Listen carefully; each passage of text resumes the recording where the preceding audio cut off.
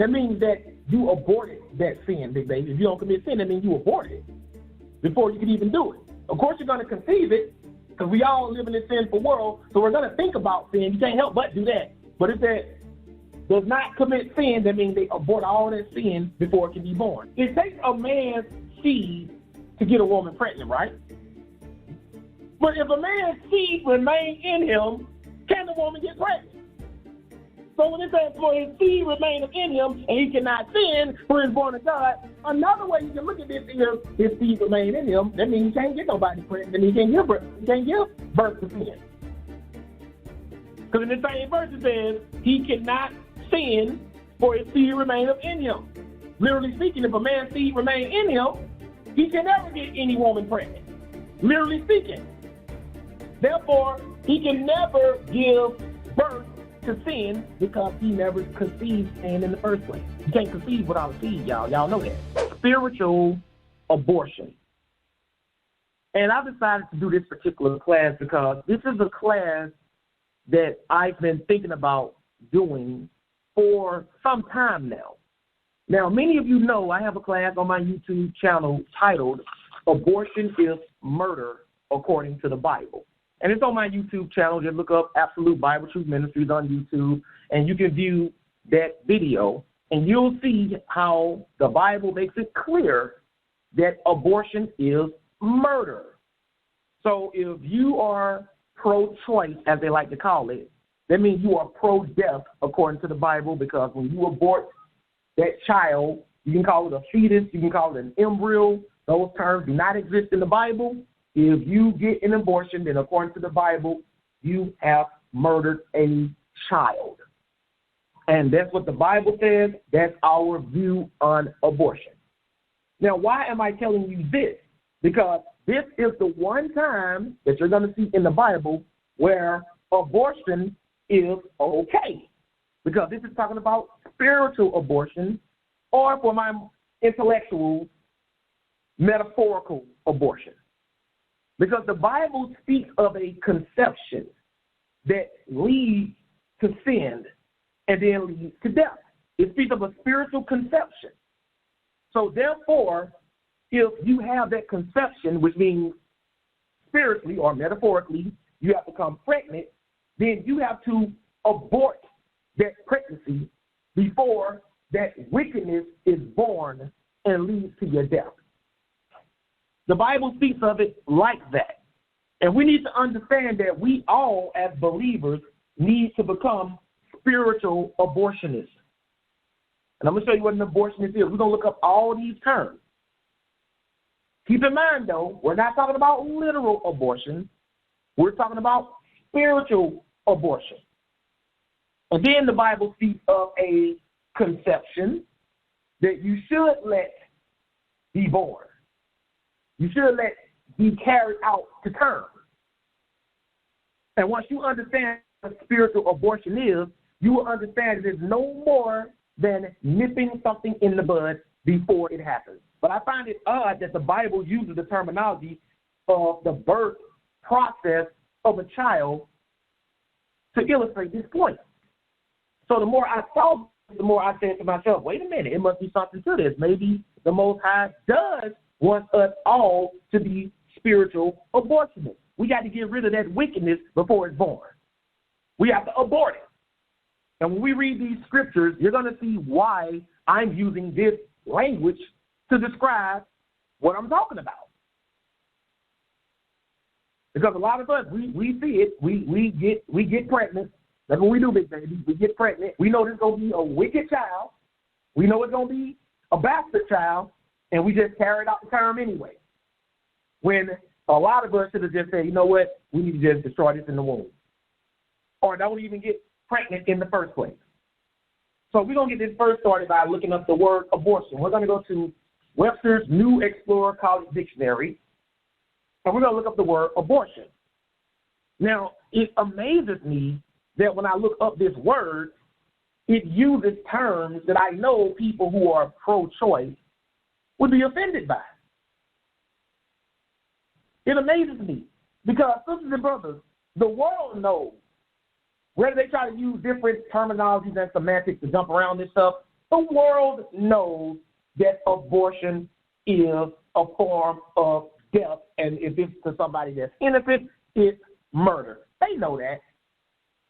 You know, women can chant all these slogans they want, my body, my choice. Okay, it's your body, and you're choosing to murder your child. Oh, it's not a child, it's a fetus and all that stuff. No. That ain't how the Bible sees it. If you're not a believer, I'm not talking to you. But if you're a believer and claim you believe in the Bible, then when you abort a child, then you are murdering a child. But what really tripped me out is when I look at this definition in modern dictionary. So you can call it a fetus, but watch what it says. It's page 3. Now listen to this, big baby. Abortion. Definition 1, a premature birth, whether natural or induced artificially, that is accompanied by, results in, or follows the death of the fetus. Death. So, big baby, in order for you to have a death, you have to first be what? But what you got to do before you, in order to die? You got to be alive.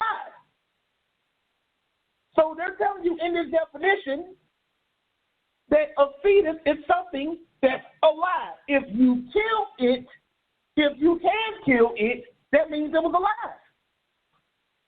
So how in the world is abortion not murder? If it's a death, it got to be some kind of death. It's either self-defense and you killed it, or it was innocent and you murdered it. But it's telling you death of the fetus. Now, I'm pretty sure somebody can find a more politically correct dictionary, and they'll use terms like termination of the pregnancy.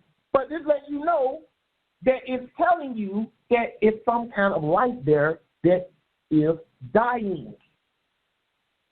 But I want y'all to know that that's what it means. That's what abortion means, the death of the fetus. The Bible don't use terms like fetus and embryos and first trimester and second trimester. They don't use any of that. They just say with child. When they got pregnant back in the day, all they said was with child. So if you were talking about abortion back in the Bible days, you were saying, I'm killing my child. Right? But look at definition 2. Because abortion don't just refer to just, terminating the pregnancy. It also refers to this. Failure of a project or action to reach full development. It said failure of a project or action to reach full development. And that's more of the definition we're dealing with today, even though I'm going to show you the symbolism as it ties into pregnancy. So when we talk about spiritual abortion, what we essentially mean is aborting sin before it fully develops. And a lot of us can tell when something is about to happen. You can tell if you're about to do something sinful. That's why in the military, they'll say, abort, like aborting the mission. Because they know the mission is not going to succeed. They'll say, abort the mission. A lot of us need to abort the sin before it fully develops. For instance, if you have a lust problem and you're just flipping through your channels and you happen to stop on a channel where it's a bunch of provocative images of men or women, and you find yourself beginning to lust, you need to change the channel. What you just did was spiritual abortion. You aborted the sin before it fully develops. That's what you have to do. And if you're really good, the sin will not be conceived in the beginning, because abortion can only follow conception, and conception is when a woman gets pregnant. That's what it means to conceive. But I'm going to show y'all this. But now let's move on, because we got to see the literal first. Let's go to Judges, chapter 13. This is in the Bible several times, but I just chose to pick Judges. Judges 13, this is talking about the birth of Samson. We're going to go to Judges chapter 13, and we're going to read verses 1 to 3. And I'm going to let y'all see that the Bible talks about this. This is not something I just came up with. This is something that we need to be aware of as believers. Because a lot of us, we carry this sin out to term. And then we let the sin be born. And once it's born, you've blown the mission. A lot of us know we're carrying sin. You know how it says, big baby, you're with child? A lot of us know we're with sin. You go and get your ultrasound and you look, oh, that's sin all inside that womb. That's what the doctor's telling you. Sin all in there. Okay, mother, you have a choice. You can carry it out or you can abort it. In this case, it's okay for you to abort it. Nah, you got to abort this. You got to terminate this pregnancy right here. Sound like some pretty harsh metaphors for somebody who's anti-abortion, right, big baby? But I'm going to tell you that this is what it says. So this is Judges 13, verses 1 to 3. Talking about the verse example. And you get that big baby, read, please. And the children of Israel did evil again in the sight of the Lord. And the Lord delivered them into the hands of the Philistines 40 years. Mm-hmm. And there was a certain man of Zorah of the family of the Danites, whose name was Manoah, and his wife was barren and bare not. Mm-hmm. And the angel of the Lord appeared unto the woman and said unto her, Behold now, thou art barren and bearest not, but thou shalt conceive and bear a son. It said, thou shalt conceive and bear a son. Now what we're going to do is go to the Strong Exhaustive Concordance and look up the word translated conceive in this verse. And it's 20:29 in the Hebrew section. The word translated conceive says you're going to conceive and bear a son. And the word is hara. Hara. And it says a primitive root to be or become pregnant. Conceive literally or figuratively. Be with child, conceive, progenitor. So the gist of this definition means to become or be pregnant. I want y'all to know that. A lot of y'all already knew that. But when we see this language show up again, metaphorically, you're going to see why I'm talking about spiritual abortion. I give y'all a literal example first. The angel was telling Samson's mother, you are going to become pregnant and bear, which means give birth, to a son. But now, let's go to James chapter 1.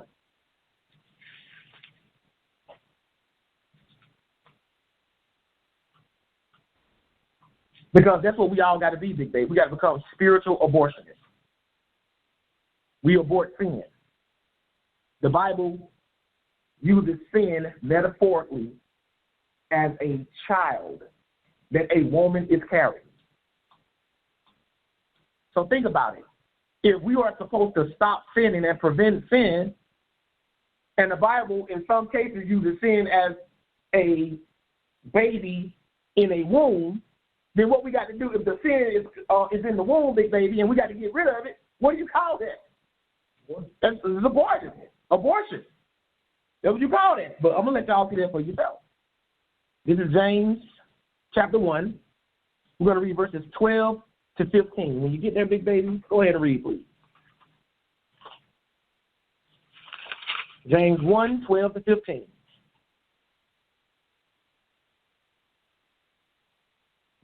Go ahead. Blessed the man that endureth temptation, for when he is tried, he shall receive the crown of life, which the Lord hath promised to them that love him. Now notice that James says, blessed is the man that endures temptation. So y'all are going to see that being a spiritual abortionist is related to enduring temptation. What does it mean to endure temptation? That means when you are tempted, you don't fall. That means anytime you are tempted and you fall, you know what that means you did, baby? You carried that sin out to term. You let that sin be born. That's what that means. But I'm going to show you that. Continue. Let no man say when he is tempted, I am tempted of God. For God cannot be tempted with evil, neither tempteth he any man. He said, and let no man say when he is tempted, that means tempted to do evil, I am tempted of God. For God cannot be tempted with evil, neither tempteth he any man. Don't try to blame your temptations on God. In fact, that's why in the Lord's Prayer you say, lead me not into temptation. Why would you pray for God to do that if God is the one leading you into temptation in the first place, or he's the one tempting you? Right? Read verse 14.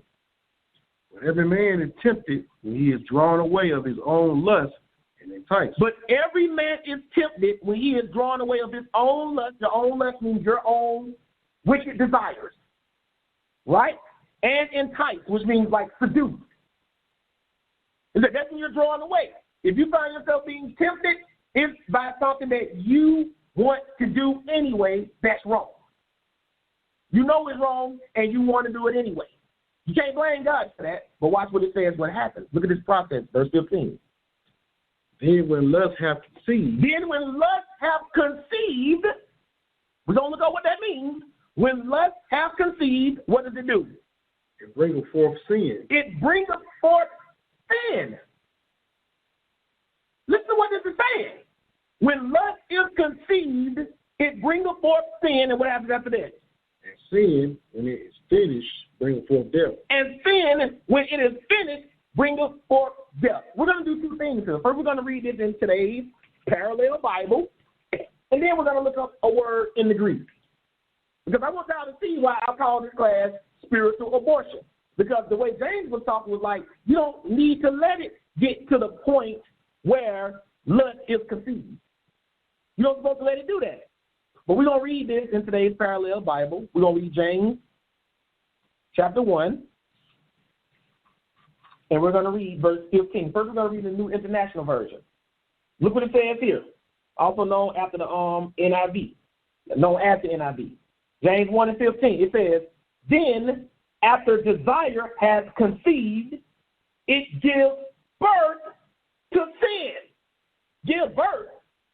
So whatever this conceived means here, it got to mean like in some type of sexual sense, metaphor speaking though.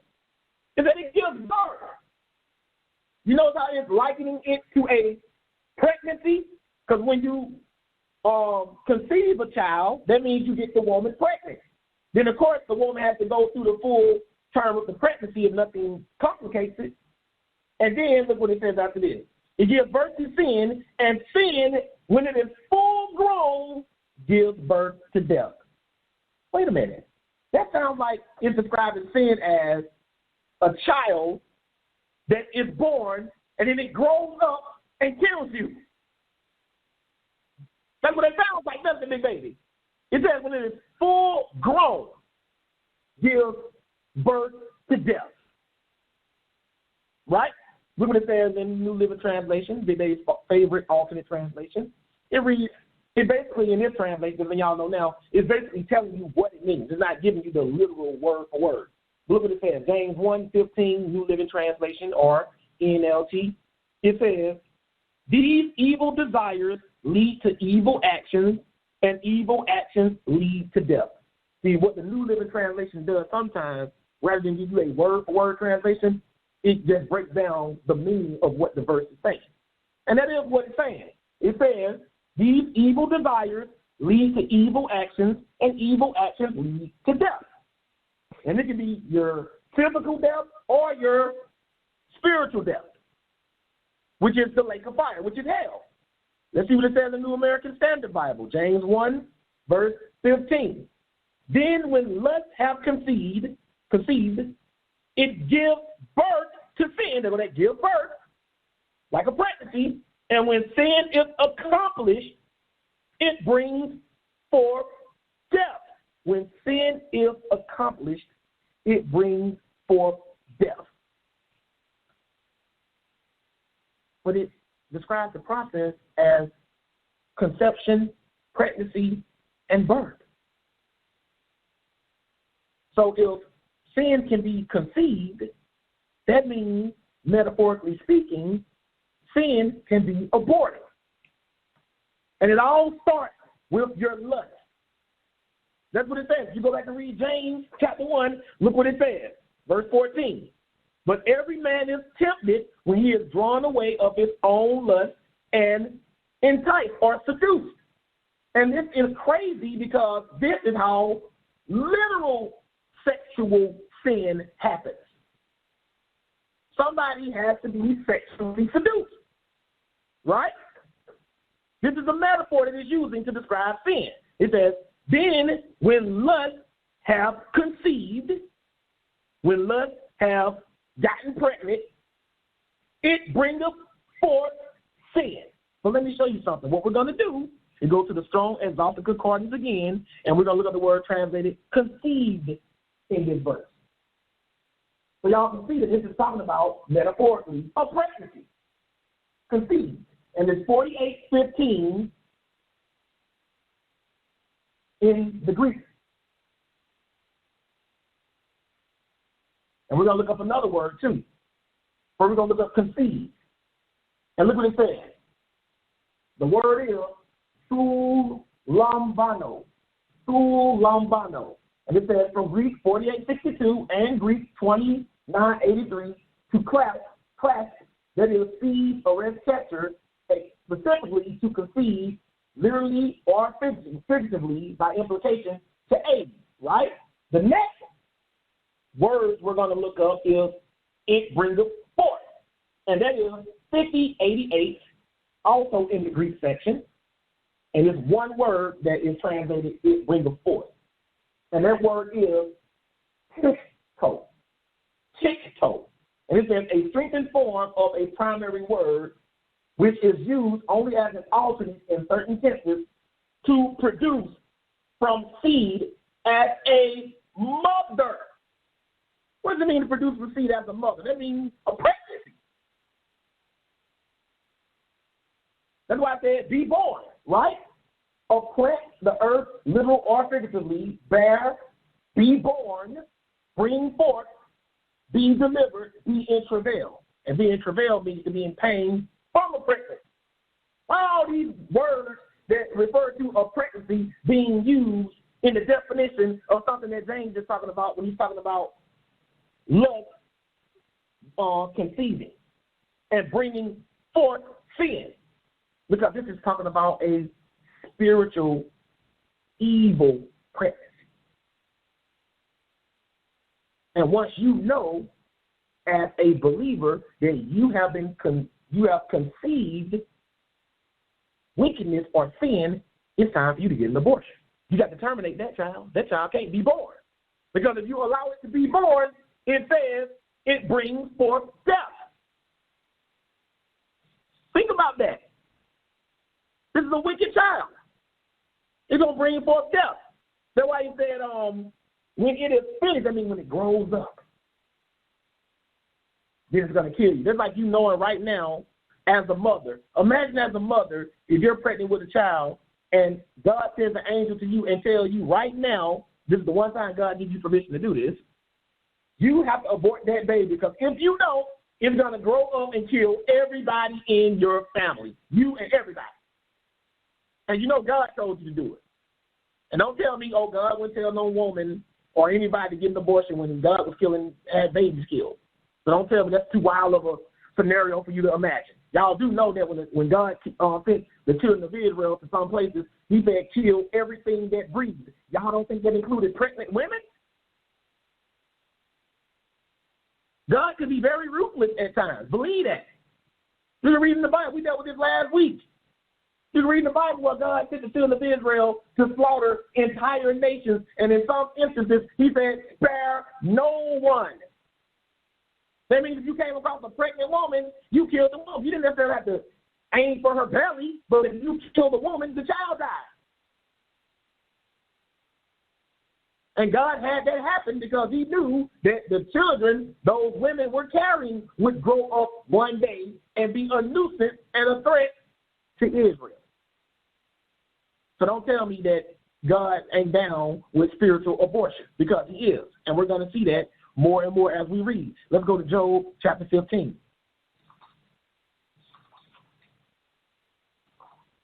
And while we're going there, we're going to go back to Webster's English for a College Dictionary, page 3. And we're going to look up abortionist. And this is what it says. Abortionist, a person who induces abortion.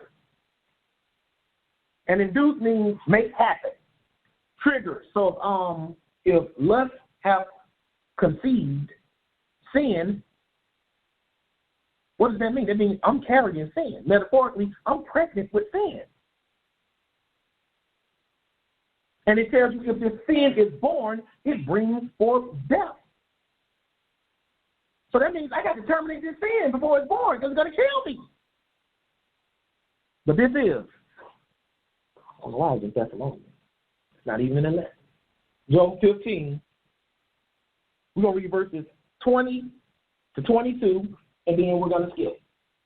Just to let you know what type of person we're dealing with.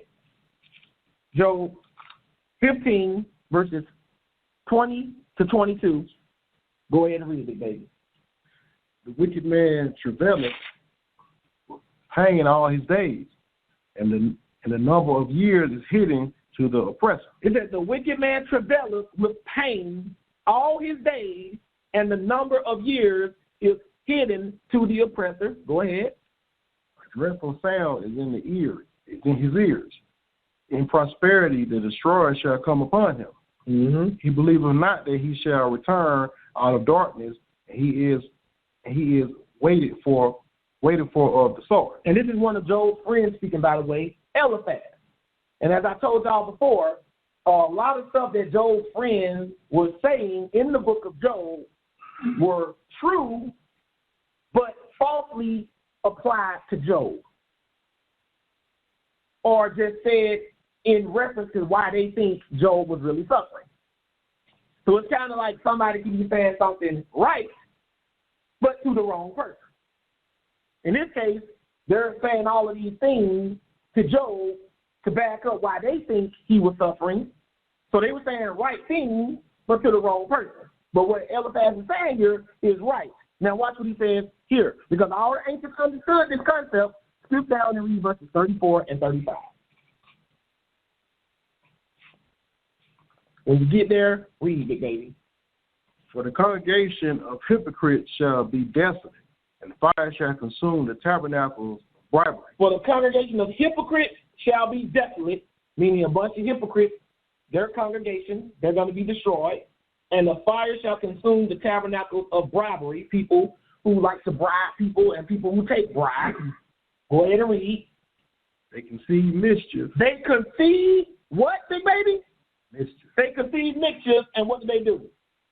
Bring forth vanity. And bring forth vanity. This is saying they are pregnant with mischief. This is metaphorically speaking. You can't literally get pregnant with mischief. They conceive mischief and bring forth vanity, and what else? Their belly prepare deceit. And their belly prepare deceit. This word belly is referring to the pregnant belly. In fact, if you look this word up in the Hebrew, it tells you that it often refers to the womb, which makes sense in this context. It's saying they conceive mischief, they get pregnant with mischief, and bring forth vanity, which means worthless. It's like they're saying they're bringing forth a child that's worthless, right? And their womb prepares deceit. That's what this is saying. This is what wicked people do. So we are not supposed to conceive mischief. But if we do conceive mischief, we need to abort it before it brings forth vanity and something that prepares deceit. We got to abort it. You guys referring to wickedness as something that's conceived like a pregnancy, big baby? So what do? We have to, or as the second definition says, failure of a project or action to reach full development. We have to abort it before it reaches full development. What's an example of that? Say if you struggle with lust, like I said. If you're struggling with lust and you find yourself falling into that trap, then what you have to do is find a way to prevent it. An easy way to remember this is like, say you got a couple of teenagers and they're about to get intimate. And the girl really don't want to do it. She knows it's wrong, but she feels pressured. And the guy's really pressuring her. And this is like the worst kind of guy, too. You know, he's popular, but, you know, he's just a bad guy. And he's trying to pressure the girl into having sex with him. and with no protection at that.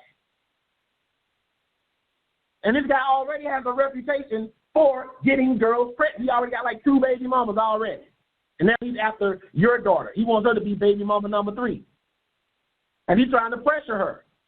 Now, she likes the guy, but she really thinks this is wrong. So what she needs to do? She needs to stop before the conception even takes place. Like, no, I don't want to do this with you. But sometimes we don't have that luxury to stop before the conception takes place. Sometimes the conception does take place. So that means the girl, metaphorically speaking, has gotten pregnant. And she knows, she got the ultrasound, she knows she's carrying wickedness. She has to abort that wickedness before it becomes fully grown and kills her. That's how the Bible describes it. That's the metaphor. They all understood it like this. The question is, are you willing to be a spiritual abortionist? Or are you going to terminate that wickedness before it grows up and consumes you? That's the mindset you got to have.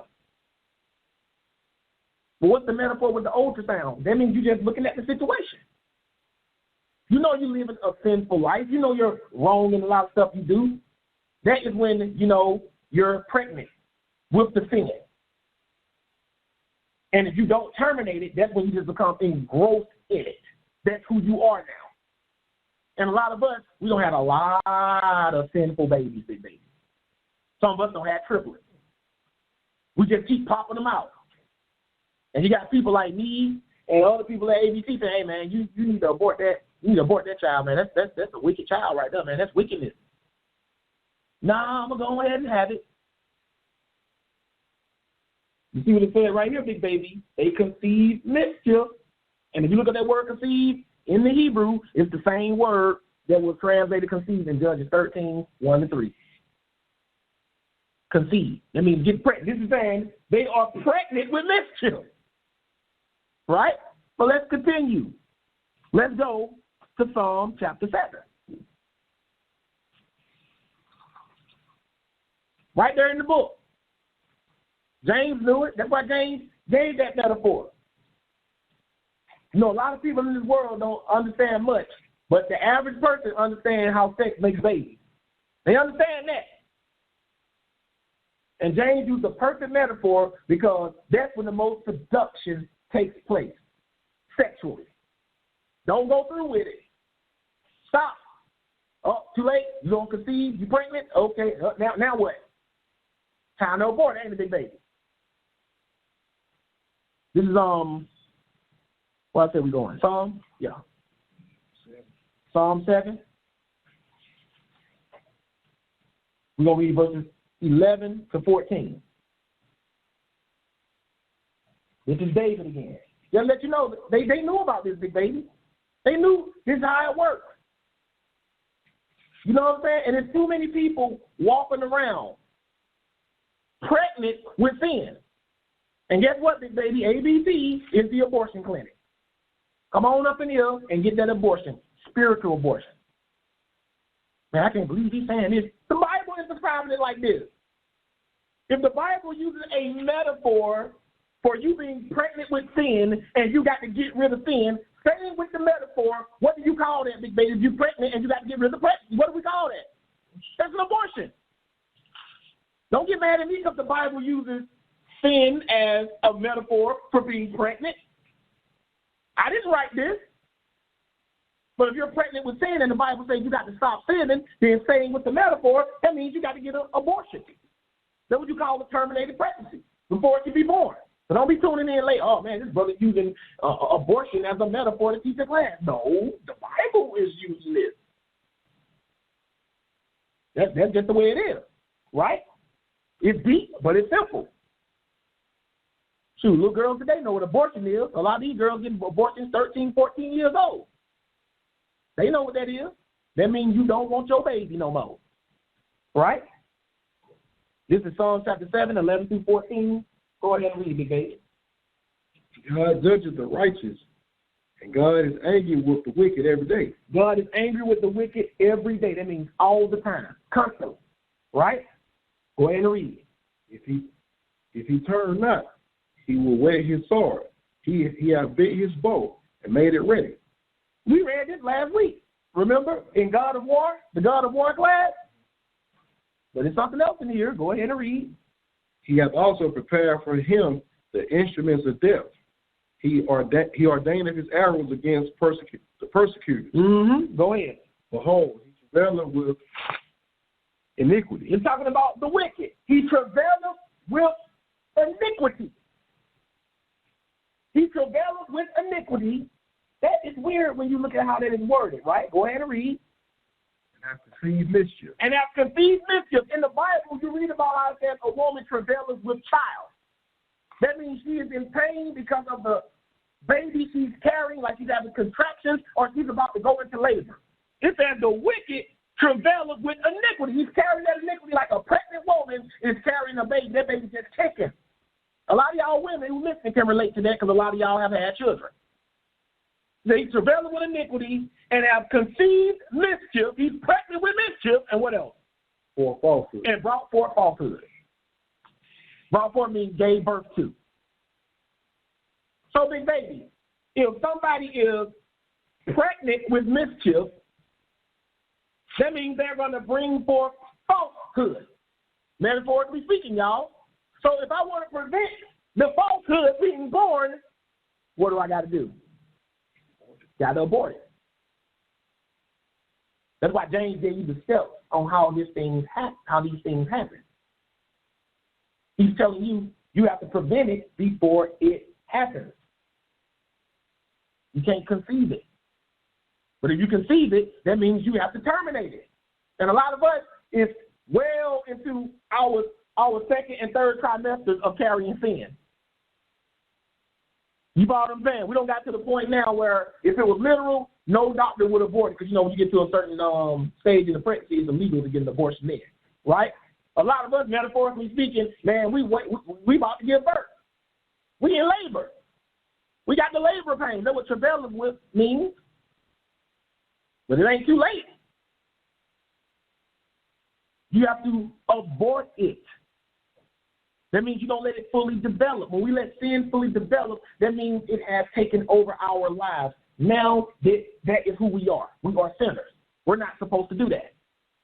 That's why James gave you the steps. He used the conception, pregnancy, and birth process as a metaphor so you can understand that, hey, if this is switched over to a literal sense, then we can either stop it before it's even conceived. I mean, we didn't get pregnant in the first place. Or once we have conceived, it's time to get an abortion. And for a lot of us, in fact, everybody on the planet, we all don't conceive it. Because you never conceived, that means you never sinned. So we passed the, before it conceived part in general. Now that you got understanding, now you can do the before it conceived part. But right now, since we're all born in sin and been sinning, we just got to go straight to the abortion because it's too late for the preventing of the conception. And a lot of us right now are very pregnant with sin, and we don't want to abort it. A lot of stuff you're doing that's wrong.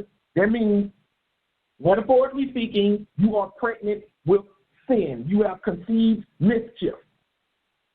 So metaphorically speaking, you don't want to get rid of, I'm having this baby. I'm having it. No, you need to abort it. And it says, and brought forth falsehood. And he's going to let you know what that specifically means. Read verse 15. 7 and 15, Psalm 7 and 15. Mm-hmm. Read that. Break all the arm of Psalm 7 and 15. I get into it. I don't know. The wind probably blew it. You probably blew it. The wind probably blew it. Okay. 7 and 15. Flipped on. Mm-hmm. He made a pit and digged it, and is fallen into the ditch which he made. It's about this wicked man that travaileth with iniquity, right? And watch what he says in verse 16. Go ahead.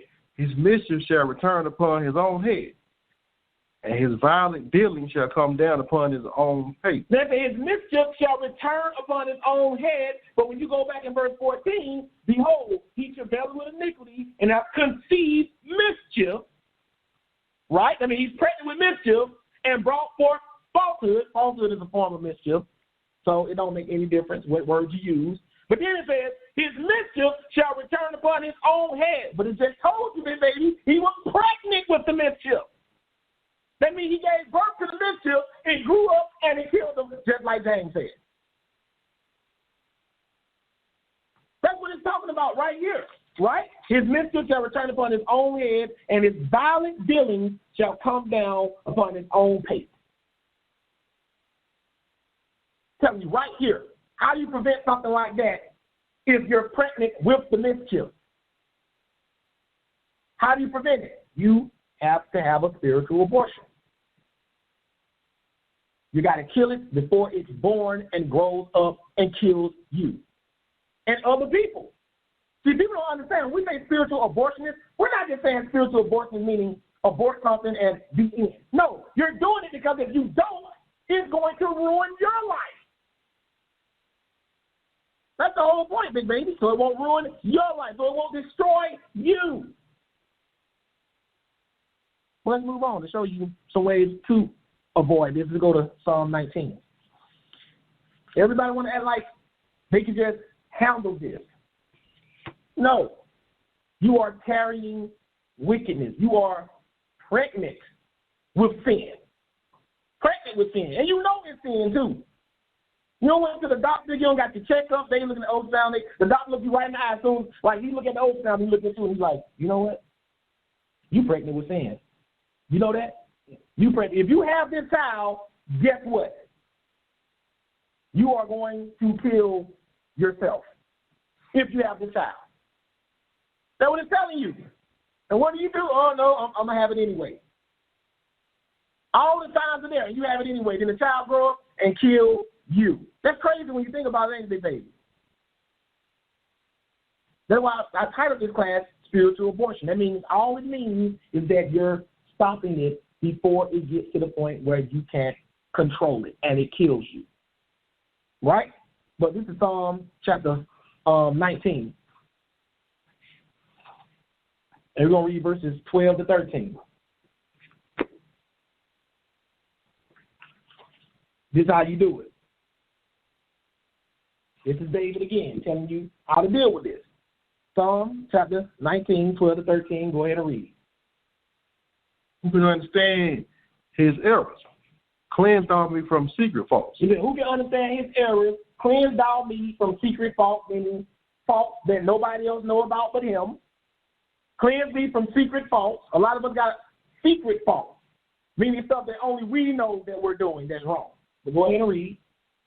Keep back thy servant also from presumptuous sin. It says, keep back thy servant also from presumptuous sin. That means willful sin.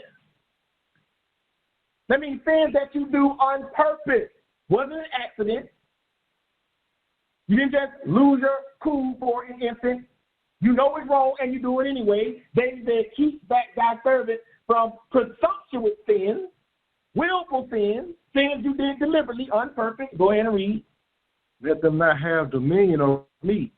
Then shall I be upright, and I shall be innocent from the great transgression. Then shall I be upright, and I shall be innocent from the great transgression. This is how you prevent the conception of sin. You pray to God that he keeps you back from willful sin. That's what you do. That would be the same as literally saying, God, don't allow me to get pregnant with sin. I'm praying that you don't do that. Don't allow me to get pregnant with sin. Or if I am pregnant with sin, please remove this child from me. I don't want this child. It's wickedness. It's sinful. I want you to abort it. Remember, it said that abortion is this. It says a premature birth, whether natural or induced artificially. I hope y'all understand that, if you have a baby that dies on its own before it's born, that's called an abortion too. It's just a natural abortion. And the Bible talks about natural abortions too. Job said he wished he was a natural abortion. When he was suffering real bad, he said, man, I wish I was never born. I wish I died in the womb. That's a natural abortion. Right? And that's what a lot of us need to pray for. You know what I'm saying? Abort this sin out of my life. That's what we're supposed to be praying for. But a lot of us, we matter of fact, big baby, I said a lot of us in our third trimester with the scratch that. A lot of us, the baby in preschool. You know what I'm saying? The baby in preschool. The baby about to go to college. That's how long we've been in this thing. Been born, grew up, grown. Some of us, the baby don't left the house, big baby. It don't move out, got his own spot. You know what I'm saying? Your baby old enough to vote. Or should I say your sin? Your sin is old enough to vote. You should have been aborted that child. But you didn't want to do it. But now that child is going to come back home and kill you. Think of it exactly like that. It don't grew up, got strong enough, now it's coming back to kill you. And you got people standing around who know you, telling you, hey, man, we told you should have aborted that child as soon as you got pregnant. We told you. We told you what kind of child it was going to be. God told you, your friends told you, you had it anyway. Well, I love my baby. We like they love sin. Sin came back on you. That's what the Bible always tells you. It comes back. We're going to read that again. James said the same thing. Bring forth death. It's going to come back and it's going to kill you. But let's look at some more preventatives. Let's go to Psalm chapter 97. It's amazing how God can take something that's wrong and use it and apply it to sin to show you the attitude we're supposed to have for our sin. You know what I'm saying? We're supposed to look at sin as an unwanted pregnancy. That's crazy, ain't it, big baby? An unwanted pregnancy. I keep telling you, every time I read this Bible, it just gets deeper and deeper to me. It amazes me. God will do, let me know, God will do almost anything to get the point across so you can understand it. Oh, that's over your head? Okay, you ever had a pregnancy you didn't want? Ever had an abortion? And this ain't made to make anybody feel bad listening who's ever had an abortion before. We've all done sinful things. If you repented and you were really sorry, then God forgave you for that, just like He forgive you for anything else. It's made to make anybody feel bad or feel guilty or feel bad if they lost a child naturally. It's not for that. But this is to let you know this is how the Bible uses these things. There's going to be some uncomfortable stuff in the Bible. But this is a way for you to understand that this is how we're supposed to see it. When you conceive mischief, that means you're pregnant with mischief. You don't want to do that. Because then it's going to give forth to all kinds of sin. You got to stop it before it's born. Why do you think, and we're going to read this, the Bible talks about you being born again? Because sin in itself cannot exist unless it is demonstrated through an individual. Think about it. What is sin? Sin is something that somebody does that's against God. But sin can't exist if there's nobody to sin. So if you conceive sin, that means you, the individual, are sinning. This is why. That means you are a product of that sin. You have been born into sin. Or you can say you are sin incarnate. Just like Jesus was righteousness incarnate, we are sin incarnate. That's what humans are. That's why Paul talks about crucifying that old man. That means that old man dies. And then the rest of the Bible talks about being born again. In other words, we aborted that bad pregnancy, and now we're giving birth to a good one. Well, I'm getting a little ahead of myself. Don't worry. We'll get there. Psalm 97.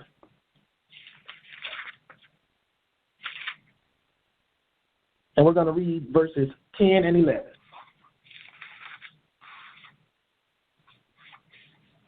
Psalm 97, verses 10 and 11. A lot of stuff in this book, ain't it, big baby? Go ahead and read, big baby. Ye that love the Lord hate evil. Ye that love the Lord hate evil. That's what it's telling you. Ye that love the Lord hate evil. Do you love the Lord, big baby? I love the Lord. That means I'm supposed to hate evil. Is sin evil? time I said. Okay, so if I'm supposed to hate evil and sin is evil, and the Bible sometimes metaphorically describes sin as something you can carry as a pregnancy, then isn't the Bible telling you to hate a sinful pregnancy, metaphorically speaking? Hate that baby that you're carrying, because you're carrying sin metaphorically, telling you to hate it. What do you think a mother will do to an unborn child that she hates? Not, she just don't want it. She hates it. What do you think she's going to do? She's going to get an abortion. Well, continue. He preserved the souls of his saints. He delivered them out of the hand of the wicked. Mm-hmm. Light is sown from the righteous, and gladness for the upright in heart. Light is sown from the righteous, and gladness for the upright of heart. This is what happens if you hate evil. You hate sin. He preserved the souls of the saints and delivered them out of the hands of the wicked. This is how you abort the sin. You have to hate the sin. You have to hate the evil. You got to hate lust. You got to hate lying. You got to hate adultery. You got to hate stealing. You got to hate drunkenness.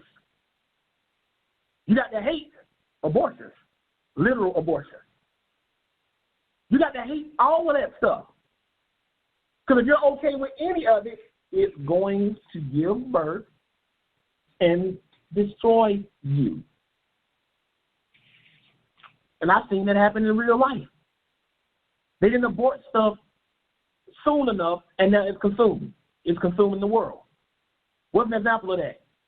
Homosexual marriage is now okay in all 50 states in the United States.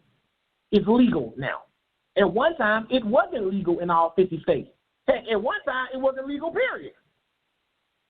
What did they do? They let that baby that sinned, they didn't abort it, and then they let it be born.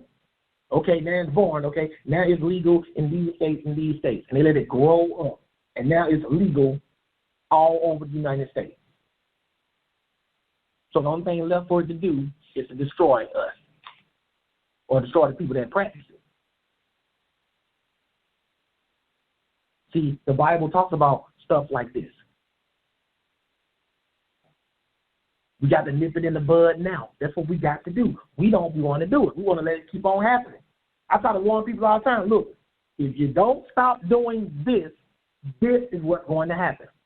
Metaphorically, all I'm saying to you is, if you don't abort the sin now, you're going to give birth to something that's going to grow up and it's going to destroy you. I ain't use the word lust, you know. You mean sinful lust. Still talking about sin. What are you going to do? You going to carry the baby out, big baby? Or are you going to terminate it? We need to terminate it. And sin is deceitful. It is. So like you deceitful about, that baby's so cute. Oh, I love this. I can't possibly do okay. We sometimes forget, and I try to remind people of this all the time. Man, we all know this too, but we sometimes forget this.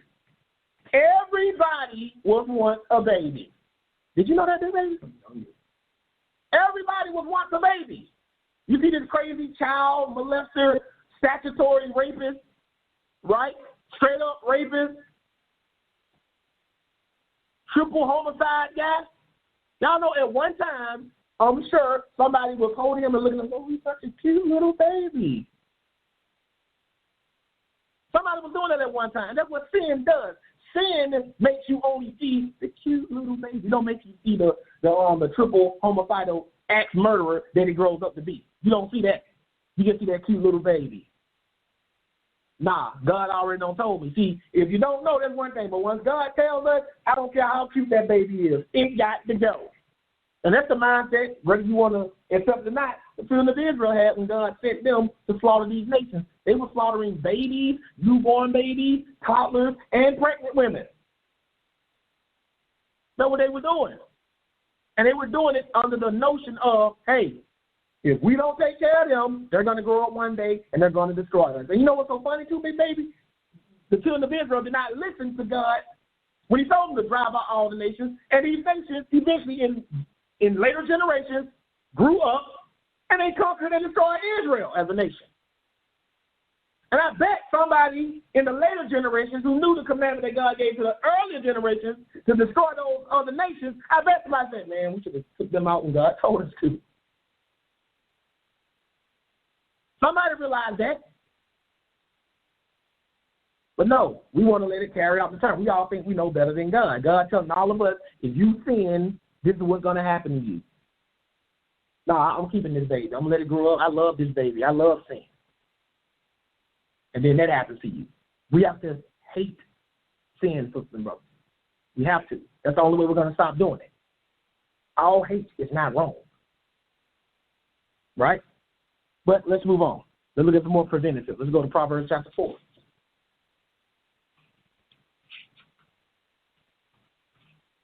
Do you hate it?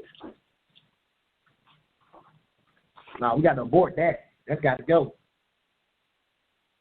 You got your own spot. Somebody brings something sinful in your house. You got a friend that you hanging around. And all he wants to do is go to the strip clubs and all that stuff. No, you got to abort that, bro. That you can't have that child. That child cannot be born. You starting to tempt you to want to do that stuff too? You a married man and one of your friends call you up one day, hey, man, I got 2 girls at the house. You can have one. You married, dude. No, I'm not. Even if you're not married. Just casually just going and just sleep with random women. No, man, I can't do that. You know what I'm saying? You feel yourself getting tempted? Hey, man, I ain't going to be able to hang around you no more, man. Well, why not? Because you're about to make me give birth to something that's going to kill me.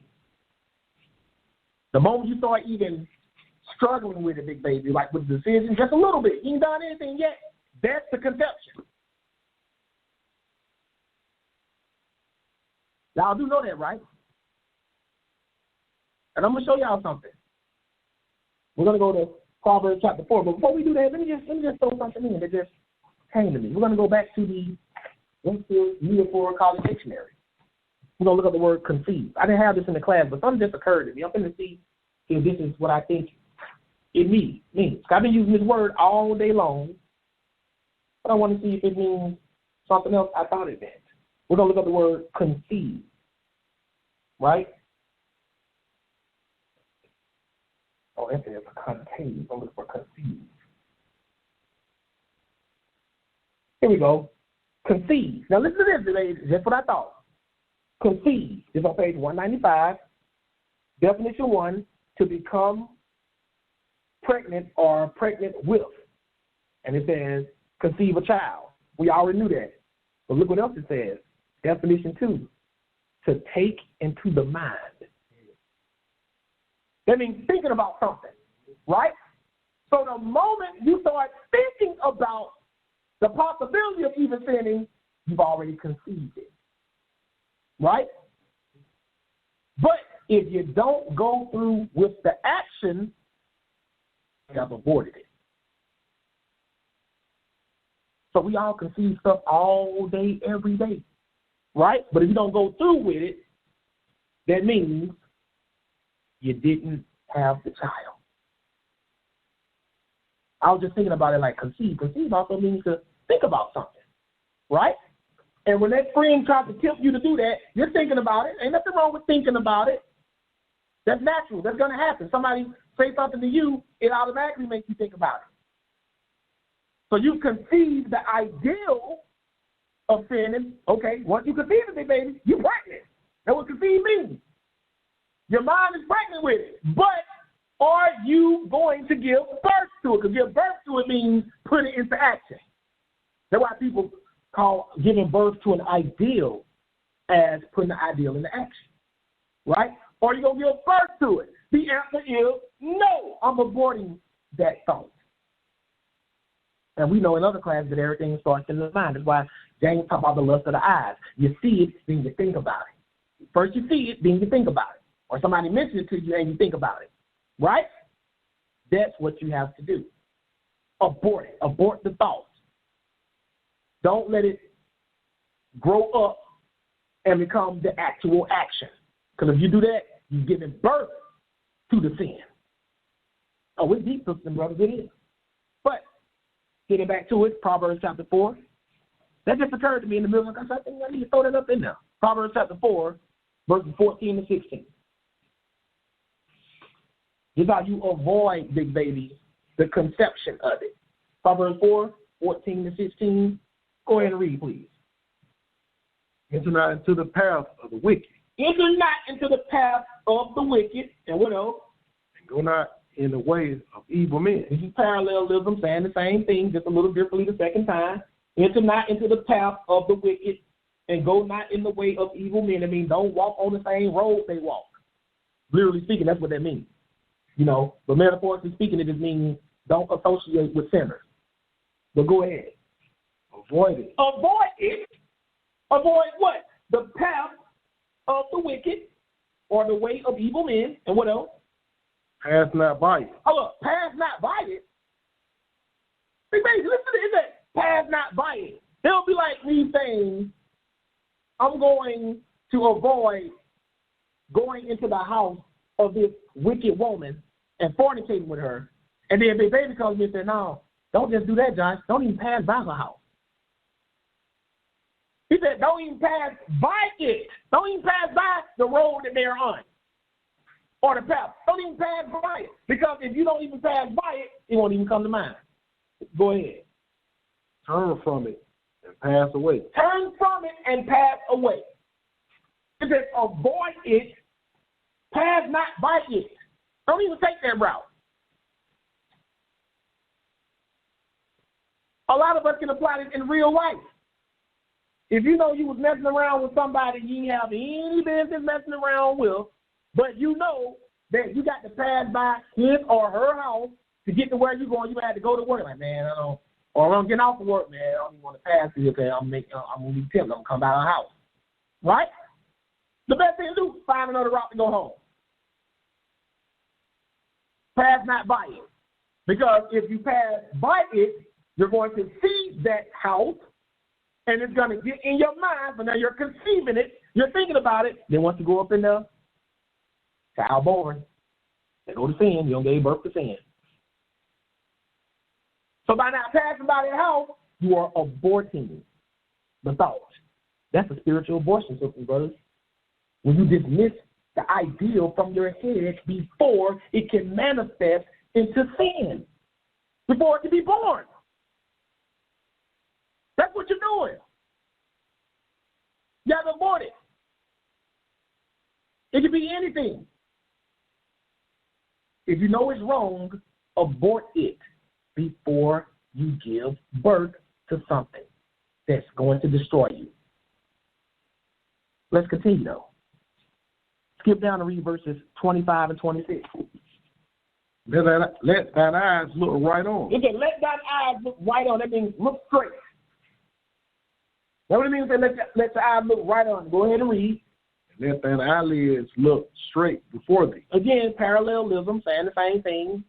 The second time, usually explaining in more detail what the first thing said.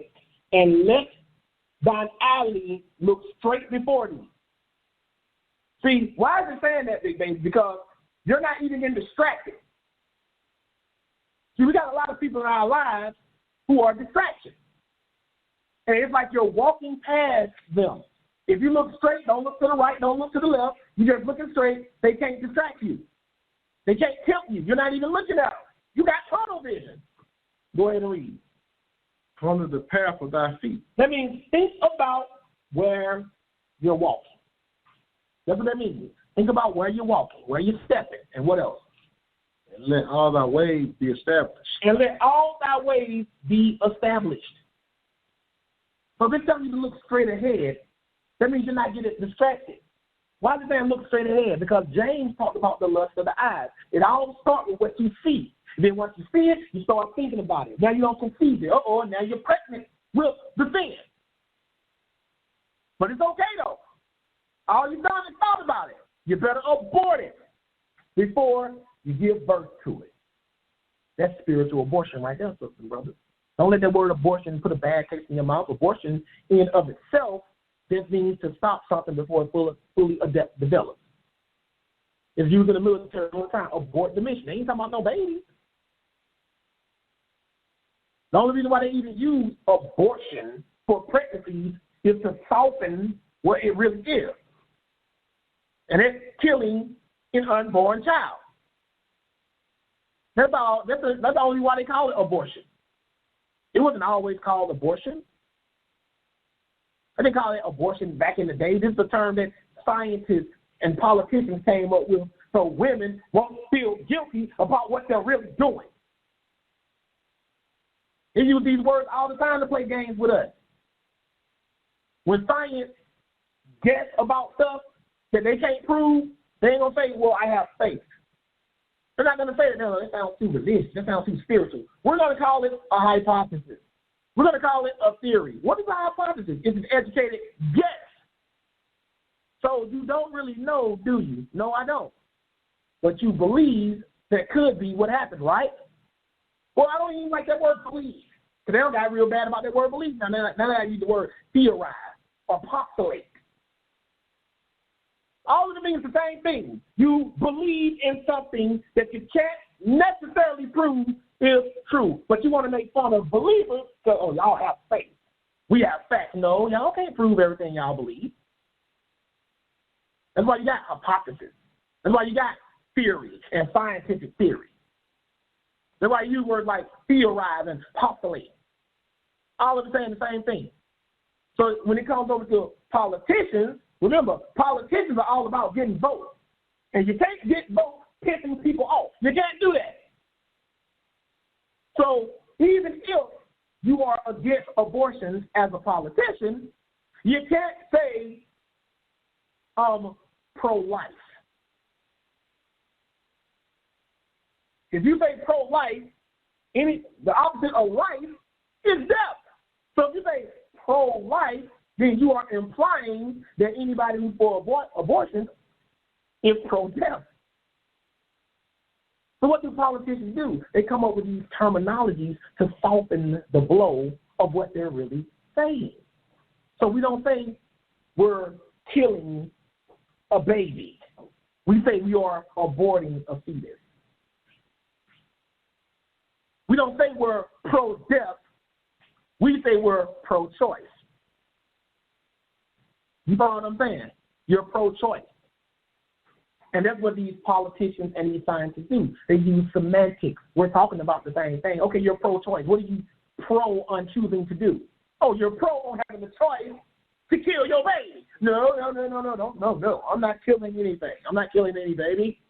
I'm aborting a fetus. No, it don't work like that. But now let's move on. Let's go to Isaiah 59. Should they be playing games with us, big baby? That's what they be doing. Don't fall for it, sisters and brothers. They talk about the same thing. That's why it's important that you look up words and know what they mean. People be saying the same thing just in different ways. That's how they be getting you. People say, I'm not religious. I don't believe in religion. I believe in spirituality. And I'm like, just shut up. They're the same thing. Show me one thing you're doing in your spirituality that doesn't occur in religion.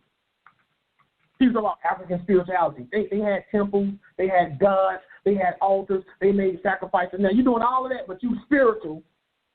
And I'm doing all that, but I'm religious. Well, what's the difference? Semantics. Don't let these semantics jam you up. Got you thinking you're doing something completely different, and all you did was slap a new coat of paint on your house. They got you thinking you don't move to a different house, and all you did was slap a new coat of paint on your house. Don't be stupid. Right? But this is Isaiah 59. Watch what it says here. Isaiah 59, verses 1 to 3. Go ahead and read it, baby. Behold, the Lord's hand is not shortened that it cannot save, neither is ear heavy that it cannot hear. And he's God talking to the children of Israel. And watch what he tells them. Go ahead and read. But your iniquities have separated between you and your God.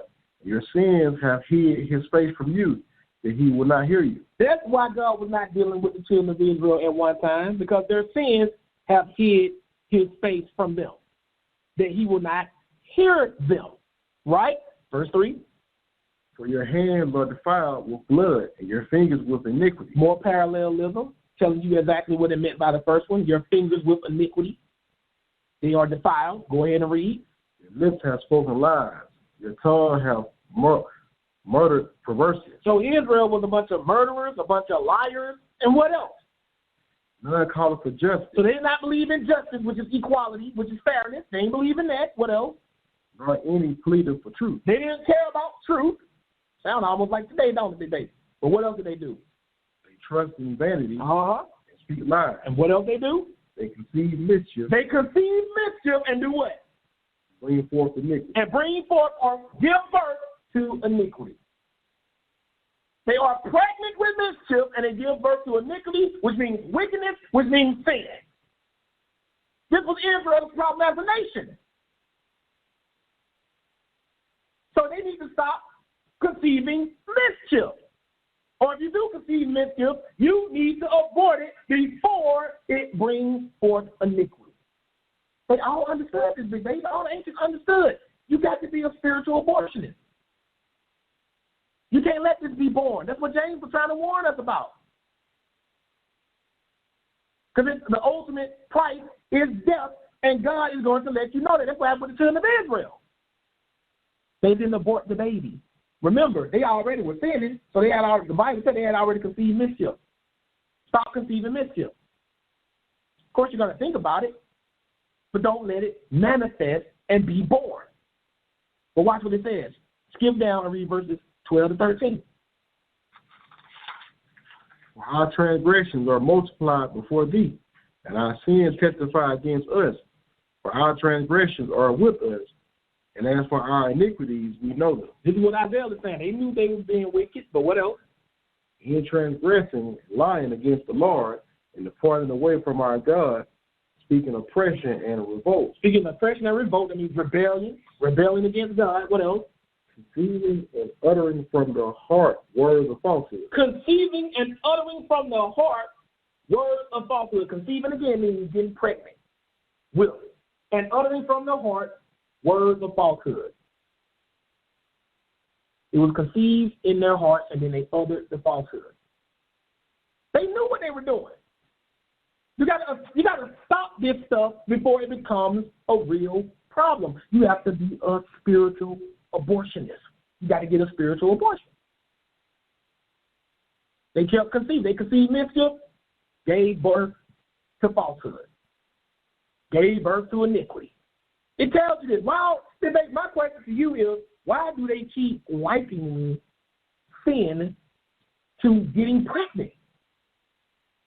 Because pregnancy is a process. Birth is a process, not pregnancy. Birth is a process, and it begins with conception. First, you get pregnant, then you carry the baby out to term, and then you have some labor pains, some more than others, and then you give birth.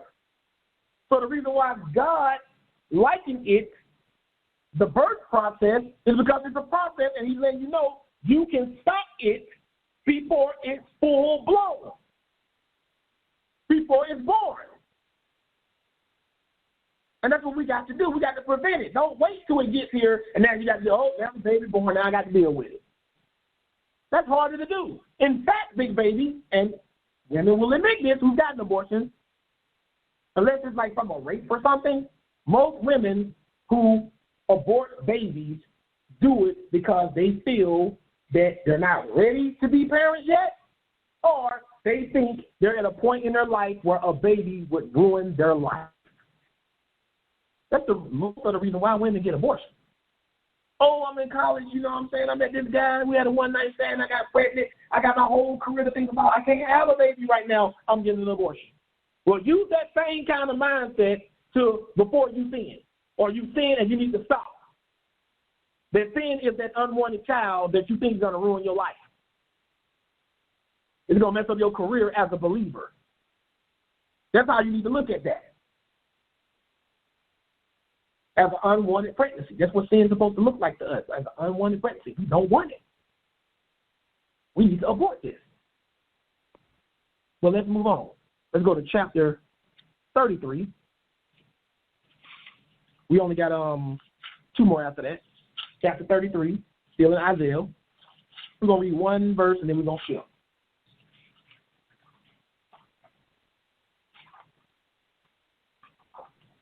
Got to abort all that nonsense, the baby got to go. God going to show them what the result was. You already told them why he wasn't listening to them. It comes back on you. 33 and verse 1. Go ahead and read. Woe to thee that spoileth, and thou waste, and thou wilt spoil, and dealest treacherously, and they dealt not treacherously with thee. This is God talking to Judah, right? He said, woe to thee that spoileth, and thou was not spoiled. Like y'all were plundering people, but y'all were not plundered. Y'all dealt treacherously with people who did not deal treacherously with you. Go ahead and read. When thou shalt cease to spoil, thou shalt be spoiled. And when thou shalt make an end to deal treacherously, they shall deal treacherously with thee. In other words, when you done doing your wrong, it's going to all come back on you.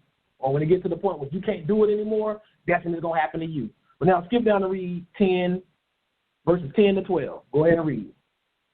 Now will I rise, saith the Lord. Now will I be exalted. Now will I lift up myself. Ye shall conceive chaff. Ye shall bring forth stubble. Your breath as fire shall devour you. Is it you shall conceive chaff? You shall bring forth stubble. Your breath as fire shall devour you. In other words, when it says you shall conceive chaff and shall bring forth stubble, your breath as fire shall devour you, that means everything you did is going to come back on you. But it all starts with that conception. You shall conceive chaff and you shall bring forth stubble. You should have really stopped before you conceived the chaff, right, big baby? You got to abort this stuff before it happens. If you don't abort it, it's going to grow up and consume you. It's going to give birth, grow up, and consume you. Ain't that all we've been saying over and over again, big baby? Let's move on. 1 Peter chapter 1.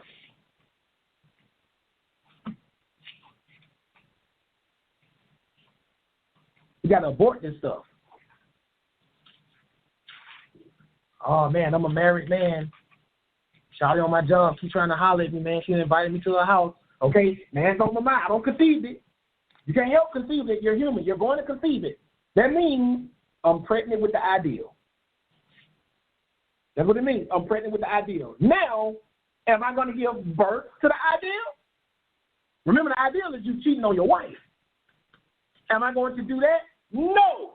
I'm aborting that ideal, that sin that's in my mind, that's in my heart, before I do it.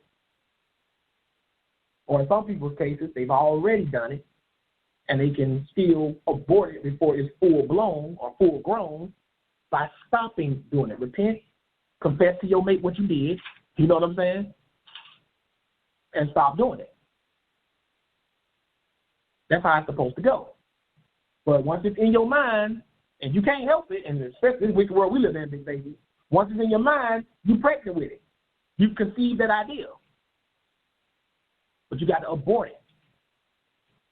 You can abort it while it's an ideal, or you can abort it after you've already slipped up, and now you're like, we'll just call it the ideal, big baby. We'll say the ideal, just to keep it. We'll say the ideal, you're a few weeks pregnant, right? We'll say if you've been acting on the ideal, you're 3, 4, 5 months pregnant or something like that. You know what I'm saying? The point is, you abort it before it's born. That's your whole mindset. I got to stop this before it becomes full, before it's born, and it grows up and it kills you. That's the whole mindset you're supposed to have. Stop it before it happens. Right? But 1 Peter chapter 1, verses 22 and 23. This is why Peter was talking about this. Go ahead and read. See, ye have purified your souls in obeying the truth through the Spirit unto unfeigned love of the brethren. See that you love one another with a pure heart, fervently. Mm-hmm. Being born again. Being born again. Look what Peter is saying. He's talking to the believers. Being born again. Go ahead. Not of corruptible seed, but of incorruptible, by the word of God, which liveth and abideth forever. See, we are supposed to be born again. We are no longer the product of the conception of sin. We're supposed to be born again, and now we're done doing that stuff. We aborted that old us. That's what Paul was talking about. We aborted that old us. That baby died in the womb. And then God conceived us again. And now we're righteous people. That's what all this is talking about, metaphorically speaking. Right? Let's go to the last one. Let's go to 1 John, chapter 3. That's why the Bible talks about being born again and stuff. You got to abort that old us. That old sin. Abort it. When you abort that old sin, that means it can't be born. But something has to be born. That's the thing, big baby. If you're in this, something got to be born. So you abort that, and you're born again. That's what we're doing. We're trying to be born again. 1 John chapter 3, verses 9 and 10. Go ahead and read. Whosoever is born of God does not commit sin. Whosoever is born of God does not commit sin. That means that you aborted that sin, big baby. If you don't commit sin, that means you aborted it before you could even do it. Of course, you're going to conceive it because we all live in this sinful world, so we're going to think about sin. You can't help but do that. But if that does not commit sin, that means they abort all that sin before it can be born. Go ahead and read. For his seed remaineth in him. He cannot sin because he is born of God. He said, for his seed remaineth in him, and he cannot sin because he is born of God. Now, from a literal perspective, big baby, and I'm not trying to sound graphic or anything, but it takes a man's seed to get a woman pregnant, right? But if a man's seed remains in him, can the woman get pregnant? So when it says, for his seed remaineth in him, and he cannot sin, for he is born of God, another way you can look at this is, his seed remain in him, that means he can't get nobody pregnant, and he can't give birth to sin. Because in the same verse it says, he cannot sin, for his seed remaineth in him. Literally speaking, if a man's seed remains in him, he can never get any woman pregnant. Literally speaking. Therefore, he can never give birth to sin because he never conceived sin in the first place. You can't conceive without a seed, y'all. Y'all know that. He cannot sin because the seed remaineth in him. For he is born of God. Right? Read the last one. In this the children of God are manifest, and the children of the devil. Whosoever doeth the righteousness is not righteousness. Whosoever doeth not righteousness is not of God, neither he that loveth not his brother. In this the children of God are manifest, and the children of the devil. That's how you can tell who's the children of God and who's the children of the devil. The ones who don't sin and their seed remain in them versus the ones who do sin, and that means their seed don't remain in them. That's how you can see the children of God and the children of the devil. So as you can see, sisters and brothers, we are all supposed to be spiritual abortionists. We all need to have spiritual abortions, and what we are aborting is that sin that was conceived. We're aborting it before it can be born, grow up, and destroy us. All that means is you are stopping yourself from sinning before you become trapped in your sin and become a perpetual sinner and therefore end up going to the lake of fire. We understand that regular, literal abortion is a sin and it is murder. But we all need to have spiritual abortion. If there's anything you're struggling with that you know you're supposed to be doing, you need to abort it. Because if you don't, you're going to give birth to it, and it's going to become full-blown, and it is going to destroy you, which the Bible describes as the lake of fire. That's hell, y'all. See you next time. And this time we're going to have some brief announcements. Then we're going to have Ariel, a.k.a. the Prince of Positivity, give a brief summary of today's class, and then we will go to the switchboard and questions or comments you may have. First of all, we'd like to thank everybody for coming out today. We go online, go on the air every Saturday, every Sabbath at 4:30 p.m. Eastern Standard Time. That's what time we go on the air. And then we try to play some nice little praise music for you, and class starts around 5 o'clock Eastern Standard Time every week. We started a little late because I was having problems with my computer. It was like moving real slow. But it's usually around 5 p.m. Eastern Standard Time that the class starts. And most of y'all already know that, which is the reason why most of y'all don't show up to around 4:55, 4:58. So a lot of y'all already know that. If anybody interested in ordering a past class, you can do so by going to our online store. The website address is absolutebibletruth.com/store. Again, that's absolutebibletruth.com/store. And if anybody's having any problems with the online store, like you trying to purchase something and you didn't get it, you can email me directly, because a lot of y'all try to contact me through PayPal, and that's cool. But if you email me directly, I can get on the situation faster. And the email address is what I'm about to give you now. If anybody's interested in making a donation to this ministry, if you feel blessed by what you're hearing and would just like to support it financially, you can do it through one of two ways. The first way is using our email address on PayPal, which is absolutebibletruth4EVA@yahoo.com. Again, there's absolutebibletruth4EVA@yahoo.com. You don't spell out the word 4, you just type the actual 4. And you can also email us at this email address. So like I said, if you try to get something from the online store, you don't have to wait all the way to the next Sabbath to try to reach me. Just email me and tell me what the issue is, and I'll try to get on it and try to fix it.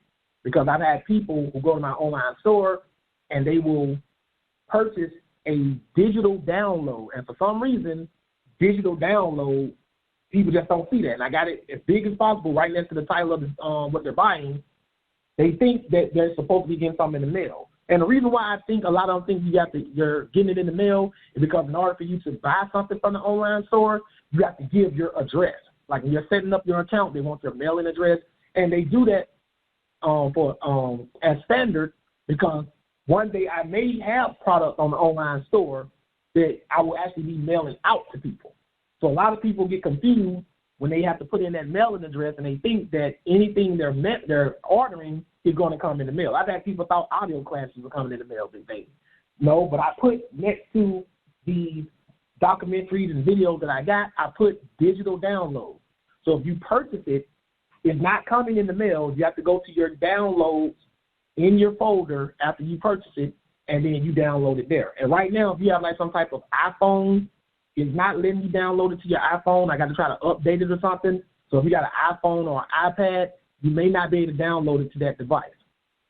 So you have to download it to your actual computer, and then you can transfer it over to your iPad. But if you try to download it straight to your iPad or iPhone, I've had people tell me in the past they couldn't do it. I've never had anybody tell me they had a problem with Android, but that's what people have been telling me. So again, just email me if you're having any issues, and we'll try to work something out to make it happen. I've sent people stuff through Dropbox before because they couldn't download it for whatever reason, right? You can also donate to us using Cash App, using the Cash App tab, which is $, capital ABTM, lowercase s. Again, that's $, capital ABTM, lowercase s. And that stands for Absolute Bible Truth Ministries. And let me just take this moment right here to thank everybody for the donations that they have been sending, especially my PayPal people, because I don't reply on PayPal when people give donations. So if you know you've been giving donations through PayPal, I'm just saying right now to you especially, thank you.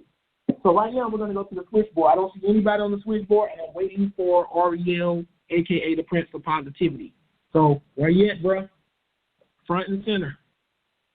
If you're available. There he is. Go ahead, bro. You are live. Shalom, shalom. Can you hear me? You're loud and clear, sir. Awesome. Well, first and foremost, I just want to give all glory, all praise, and all honor to the Almighty for allowing us to gather here today, for allowing us to see another week, for allowing us to make it through all of our trials and tribulations that we may have faced throughout the week, overcoming all of our obstacles that was placed right before us, jumping over all of the hurdles. We must give the credit to the Almighty for giving us the strength to get through all of those things. And today's lesson was spiritual abortion. And when it comes to spiritual abortion, what we must understand is that to abort something means to stop it in the process before it is finished, right? This class may have came off as a little bit uncomfortable or a little bit cringe-worthy to some who can't fathom the idea of stopping the process before it is born, in the sense of an abortion, taking a life before it is able to live the life. But we must always understand that we need to put our feelings to the side when we're dealing with the Most High and allow the truth to take place, allow us to see the truth to be planted in our minds and allow that to grow. We must not allow the seed of doubt. We must not allow the seed of fear and worry to be planted in our minds and allow that to grow. We must abort those thoughts. We must abort those feelings before they are born and take control of us and haunt us and ultimately end up killing us. So we must abort those thoughts of hurting others when we are angry. We must abort those thoughts of doing evil and stealing when we don't have. We must abort those thoughts of thinking that the Most High is not with us and that we are alone. We must abort those thoughts before they become grown. We must abort those thoughts before they haunt us and ultimately end up killing us in the process, right? We must understand that we can't go along with everything we feel. Everything we feel is not always right. So we must abort those thoughts in that moment, right? Like we feel flattered when someone of the other opposite sex is commenting on, our post, or in real life, if someone comes up to us and we get, a compliment, we must understand that we must not act on these feelings, right? We get the thought and we sin not. The scriptures teach us to be angry and sin not, meaning we are not our feelings. We are not our thoughts. We are beyond our thoughts. We are outside of our thoughts. We control our thoughts. We control our emotions, right? So be angry and sin not. Be angry and abort the anger. Be angry and act not on the anger. Don't allow the anger to take its course and then be fulfilled in you, and you become angry and you do something you will end up regretting. Spiritual abortion is to get rid of all of those feelings, all of those thoughts, and all of those emotions before you act on them in evil ways and you end up sinning against the Almighty. And we know when you sin against the Almighty, it leads to death and it leads to the lake of fire. It's your boy Ariel. Peace. Praise God, Brother Ariel. Praise God. Beautiful, beautiful summary of today's class, especially the part about the being angry and sin not being the perfect example of spiritual abortion. Getting angry but not acting on the sin, not letting your anger give birth to sin. And that's what it's all about. The Bible uses, conception and pregnancy and childbirth to symbolize these things. And there's no other way I can think of it other than what you would call it today. If you terminate something you conceive before it can be born, we call that abortion. That's what we call that. So, again, beautiful breakdown. Always amazed how you can sum it all up in 3 minutes. Beautiful thing. Moving down the line, 478-213, you are live. Shabbat Shalom, man. This is Brother Antoine. How what's you doing, up, Ravishing One? The Ravishing One, what's up? I'm doing all right, trying to make it. You know how it is. Beautiful lesson. Figured I'd call in. I've been meaning to call in and just, say whatever, but I really do appreciate the lessons and the work and everything that's been going on. This class thoroughly reminded me of I don't remember the exact class where we kind of went. I don't know if it's the shortcoming of the saints class or it was some kind of spiritual building class that we had. It was years ago, but it took me straight to, because the scripture really rang near and dear to me, was Psalms 101. When King David was praying, basically to he's praying to God that I won't even set any wicked thing before my eyes. Matter of fact, I ain't even gonna do that. I ain't gonna do y'all this service. Let me read it. It goes as follows. It says a Psalm of David. Psalm 1. Let me go put Psalm 101. Okay, I got it right. Psalm 101 and verse 1. It says a Psalm of David. I will sing of mercy and judgment unto thee, O Lord, will I sing. I will behave myself wisely in a perfect way. Oh, when wilt thou come unto me? I will walk within my house with a perfect heart. Verse 3, I will set no wicked thing before mine eyes. I hate the work of them that turn aside. It shall not cleave to me. And the reason that verse, really stood out so much to me is because a lot of the things that, cause people shortcomings and their weaknesses is because of the things that they see, and they make themselves like vulnerable to see. Like a lot of times we can see a post or something, or we see a way somebody's behaving, or a way somebody's dressing, or we can see some food that we don't have any business eating. Like I know some brothers who struggle with like they have, maybe like some kind of blood sugar or blood pressure issue. They can't even go in a gas station to see certain candies because it's like it makes them weak. So they're like, you know what, I'm not even going to go in a gas station anymore because I know if I walk and I'm getting ready to check out and I see all that candy, I know I'm not supposed to be putting the sugar and all this stuff in my body, I'm going to stop. Or if I'm at a restaurant and I see a plate of shrimp go right next to me, I know I ain't supposed to be eating it, then I got to stop. Same thing with the things that we see on television. Some people aren't at that level, but the thing was like, David was saying that, I'm not putting a wicked thing before my eyes, period, And I was just like, that really took me for a loop because I was kind of like, man, wow, David really is like, that's saying something really deep because a lot of the things that we go through is the things that we, our senses experience, the things that we feel, carnal things, fleshly things, things that we can feel, things that we can see, things that we can taste, touch, all of that stuff. It really gets into us. So David was like, I don't even see it. You know what I'm saying? Like, I'm not going to set no wicked thing before my eyes. And, I just thought it, it tied in really well with everything that you brought out about, even when we do get into certain situations, because we know we live in a wicked world. We all know that things in this world is crazy. But, there's sometimes we might find ourselves in a situation where we're like, hey, man, this is pretty wild. Like I need to be able to discern and be able to say like, oh, I need to get away from this. Oh, no, I need to abort this, abort mission. You know what I'm saying? Abort ship. When ship is sinking, they say abort ship. Jump off this time, jump off this thing. No, I got to go. And a lot of times, that's how it is in this world. So I thought this class was definitely on point, and it definitely blessed me. I hope it blessed, everybody else. But it's pretty much all I got. I hope everybody's well. Love all of y'all. Peace. Praise God, Brother Antoine. Praise God. And as you know, it all starts with the eyes, like you pointed out. Like you said, I'll not put any evil thing before my eyes. Once you see it or even hear it, that's when you conceive it. But the thing about it is, don't let it give birth. That's the whole point. But moving down the line, 530-813, you are live. Hey, what's going on, Josh? What's up with you, Brandon? Peace and blessings, man. Hey, dude, this lesson was crazy.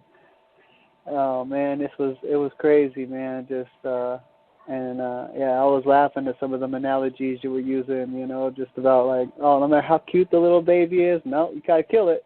It was just crazy, man, and it was on point. You know what I mean? Like, I definitely agree with everything you're saying, man, and it was a powerful lesson, and it was just kind of crazy because I've read all those scriptures. I just never quite looked at it like that, but anyway, man, God bless you guys, and Ariel, I did get my book yesterday, so, appreciate you sending that. That was sending that book to me, and thanks for this lesson, Josh, man. God bless you guys, and Shabbat Shalom. Praise God, Brother Brandon. Praise God. And, of course, our prayers are still going up for you and your wife, man. We ain't forgot about you, man. Praises and prayers are still going up. Moving down, we got the esteemed elder, David. How you doing, brother?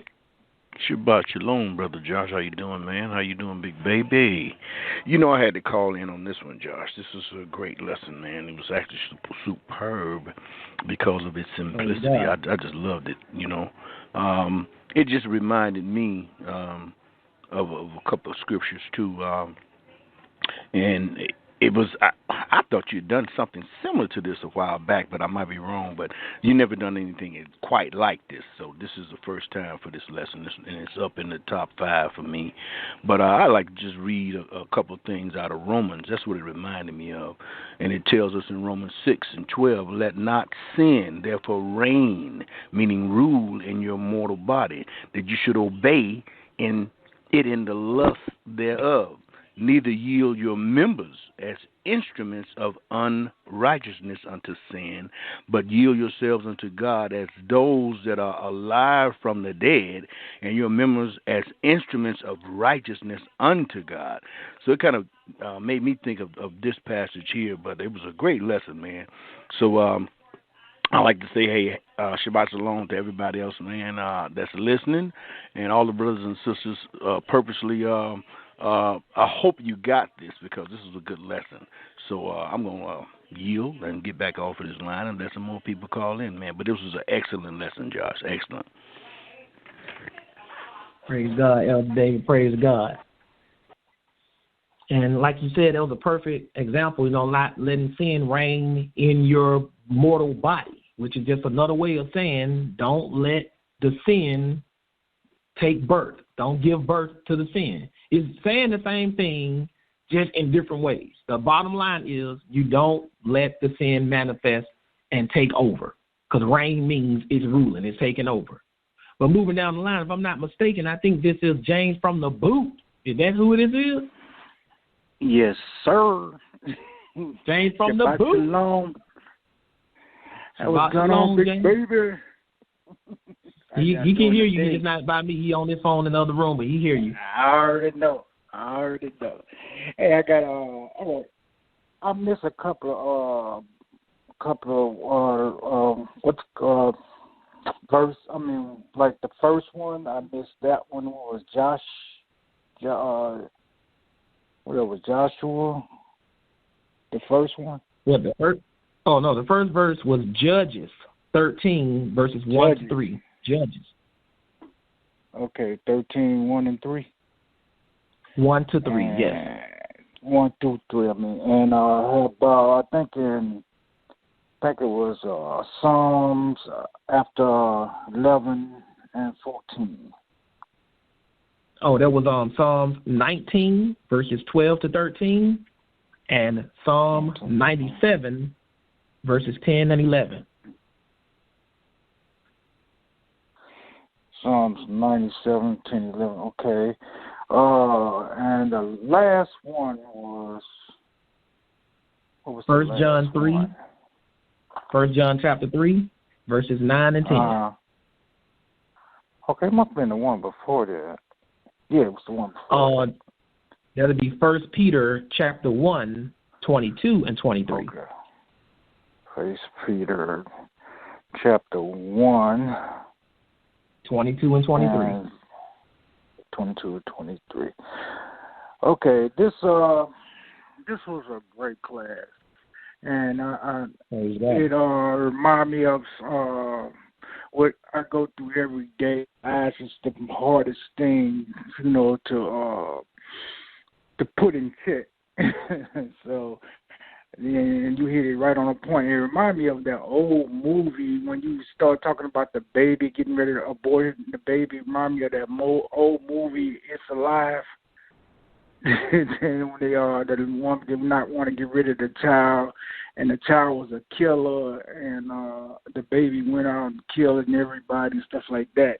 Hold up. What's the name of this movie? What's the name of this movie? It's I got to check that out.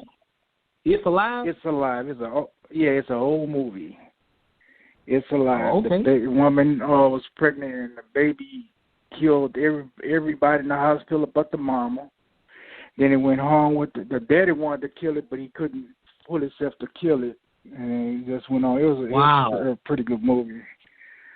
But I have something like let me say. I want everybody to give it up to the Most High. Show him how wonderful he is. During this hurricane just passed, I had a big old tree fell on my house while we was in there. and it tore my house up. And me and my wife, we came out fine, but I mean, Praise God. we got put out the house and everything. That's why I show you how good God is, because we wasn't supposed to survive. Everybody see that they stopping traffic. It's stopping traffic right now. It's still the tree's still in my house, and it's so big. It's went from one side of the roof all the way to the other side of the roof. It's not even my tree. It's the next door neighbor, and the roots of the tree is high as their roof. The root of it is high as their roof. That's how big this tree was. And God is so good. He had another tree that was in my yard that caught that tree from coming all the way down, from killing us, smashing us.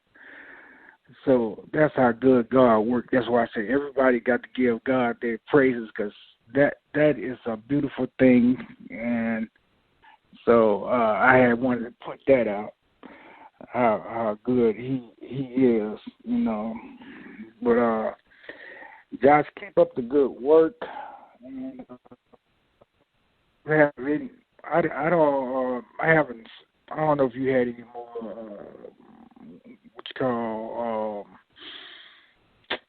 it? What you go on the debate? I don't know if you had any debate lately, but if you next time you have a debate or whatnot, please. I'll let you know. I got one that Sal is trying to work on. He's working on right now with me, trying to debate Faithful of God or it's another guy, Faithful of God, or it's one of those guys, Faithful of God and somebody else, who's on with them. Okay. You know what I'm saying? He's working on that right now. I'll make sure I let you know. I appreciate that. And y'all stay blessed. You too, James, from the boot. Make you scoop. Well, let's see. Moving down the line, I think this is hazardous to your health. Go ahead, bro. Hey, BT, big baby brother Josh. Hello. Hi. How are you? Hey. It's Hazza in the family. Hazza and crew. They back. What it do? Yeah, this was one of those. Like Elder David said, one of the top 5 lessons that I would put in my top 5 with the one you did, the 2 Lucifers. Another one I would say Israel first, not Israel only. Interracial marriage, and this one will be like top 4. Yeah, this will be the 4th one. Praise God. Yeah, it was one of those ones, well, some people would say are hard to swallow, or a look at yourself in the mirror type lesson. Oh, yeah. Yeah. Definitely. You want? Yeah, I want to answer. One of the family members got a question. Here we go. Okay. Will there be a part 2? To this particular topic? Yeah, because for me, well, he covered everything, but I'm looking at the spiritual, the natural, and the physical. And you brought up the natural as far as our thinking when we think of sin, and that's the thinking. And then you brought up the action, and then there's a reaction to it. So you brought up King David. He had the thought first, right? It was his thinking, and then he reacted, and then his reaction turned to acting, and there was a lot of other players within that sin. So what I was thinking with part 2 would cover more of spiritual abortion, but also there's more to go into spiritual abortion as far as elaborating a little bit more and using how we think and how our actions turn to reactions. That's what I was talking about as far as a part 2. So just to clarify it, and I was just saying, okay. Just to clarify it a little more and go deeper, because this was a very personal lesson for myself. It's a very intimate one, and I can see you elaborating a little more as far as a part 2, because with this particular spiritual abortion, it's deep, and there can be a part 2. Oh, okay. Well, I'll get started on that. I'll do a part 2. Not next week, though, because I got something that somebody requested me to do already. But somewhere down the line, I'll throw in a part 2 for y'all. There's no problem. Oh, that would be great. That'd be great. If you need any help, I'm available. Praise God. All right. Thank you. Thank you. And praise God, evidence to your health for bringing everybody, the whole family. I mean, you see one number on the switchboard, but you never know how many people sitting there listening. That's for sure. That's just the way that be. But I'm going down the line, and I see some people who were already on. Let me see who we got here. Okay. I think this is my guy. I think this is Stefan. Is that you, Stefan? Yes, sir. How you doing, Brother Josh? What's up, Stefan Arkell? Suave? Hey.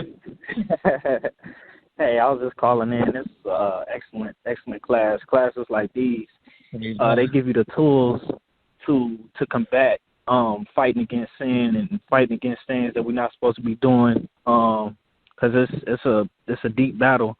So a class like this, you get to battle it from the root before it even gets that deep, where you so far in and you trying to get out. This helps you stop it right at the root of it. So exactly. Very, very excellent class. I'm gonna go back. I got the scriptures written down. I got to go back and do some studying because this is a very deep class. And I want to say thank you to especially Ariel and everybody that prayed for me and my wife. I don't know what happened, but the prayer has been working. So I just want to say thank you to everybody, and I appreciate it. Praise God, Brother Stefan, who I call Stefan Arkell. That's the only person I ever known named Stefan in real life that I can remember. So, that's why I call him Stefan Arkell from, when Steve Urkel changed to Stefan Arkell. That's a compliment, by the way, y'all, because that brother was suave. So, moving down the line, 323-735, you alive. Hey, Shabbat Shalom, Brother Josh. This is Sister Rose. I was calling to ask you about the Debate for You show. It's back on the air? Yes, it is. It's been on since. It's the same number? No, the number has changed. Let me see if I can pull it up for you, because he did give me a new number. Hold on 1 second. Let me find this, because he sent it to me. I was on there week before last. I did a show advertising my series coming up. Here's the new number. Hold on, let me pull this up right quickly. Okay, are you ready? Yes. It's 563. 563? Yes, 999. 999. 3674. 3674. Khan. Sawada. Shabbat Shalom. Shabbat Shalom. And I got one more person here, 281-608, you alive. Hello, Brother Josh. Shabbat Shalom. Hey, Shabbat Shalom, brother. All right. This is Brother Wells out of Houston, Texas. I've been listening to your show. Great teacher, great edification. Just say thank you. Praise God, Brother Wells. Glad to hear that. Glad you're being edified by the material. Make sure you keep tuning in. Yes, sir. So I have a question, kind of what the brother brought up earlier with Psalms 101, verse 3. And earlier in your message, you mentioned an example of a person who might be watching a movie, and there might be lustful scenes in the movie, and it brings forth that lust inside of that person. And you mentioned that they have to cut that off, right? Stop it right then, stop watching the movie. Would that be the same for also? If it causes them to act on that, that's what I said. Like, if you find that influencing you to act on it, like if you're watching a movie and it got some old fornication in it and murder in it, but it's not causing you to act on it, like it don't make you want to go out and fornicate or make you want to go out and murder, then that's different. But some things that we watch, it influences us. Like, for instance, if you're somebody who's, like, struggling with an addiction, like you're struggling with alcohol or something, and you turn on a movie and there's a lot of drinking and stuff in the movie, that might make you want to go out and get you something to drink. You follow what I'm saying? And start getting drunk and all that stuff. So then you would have to stop that. You want to turn that off.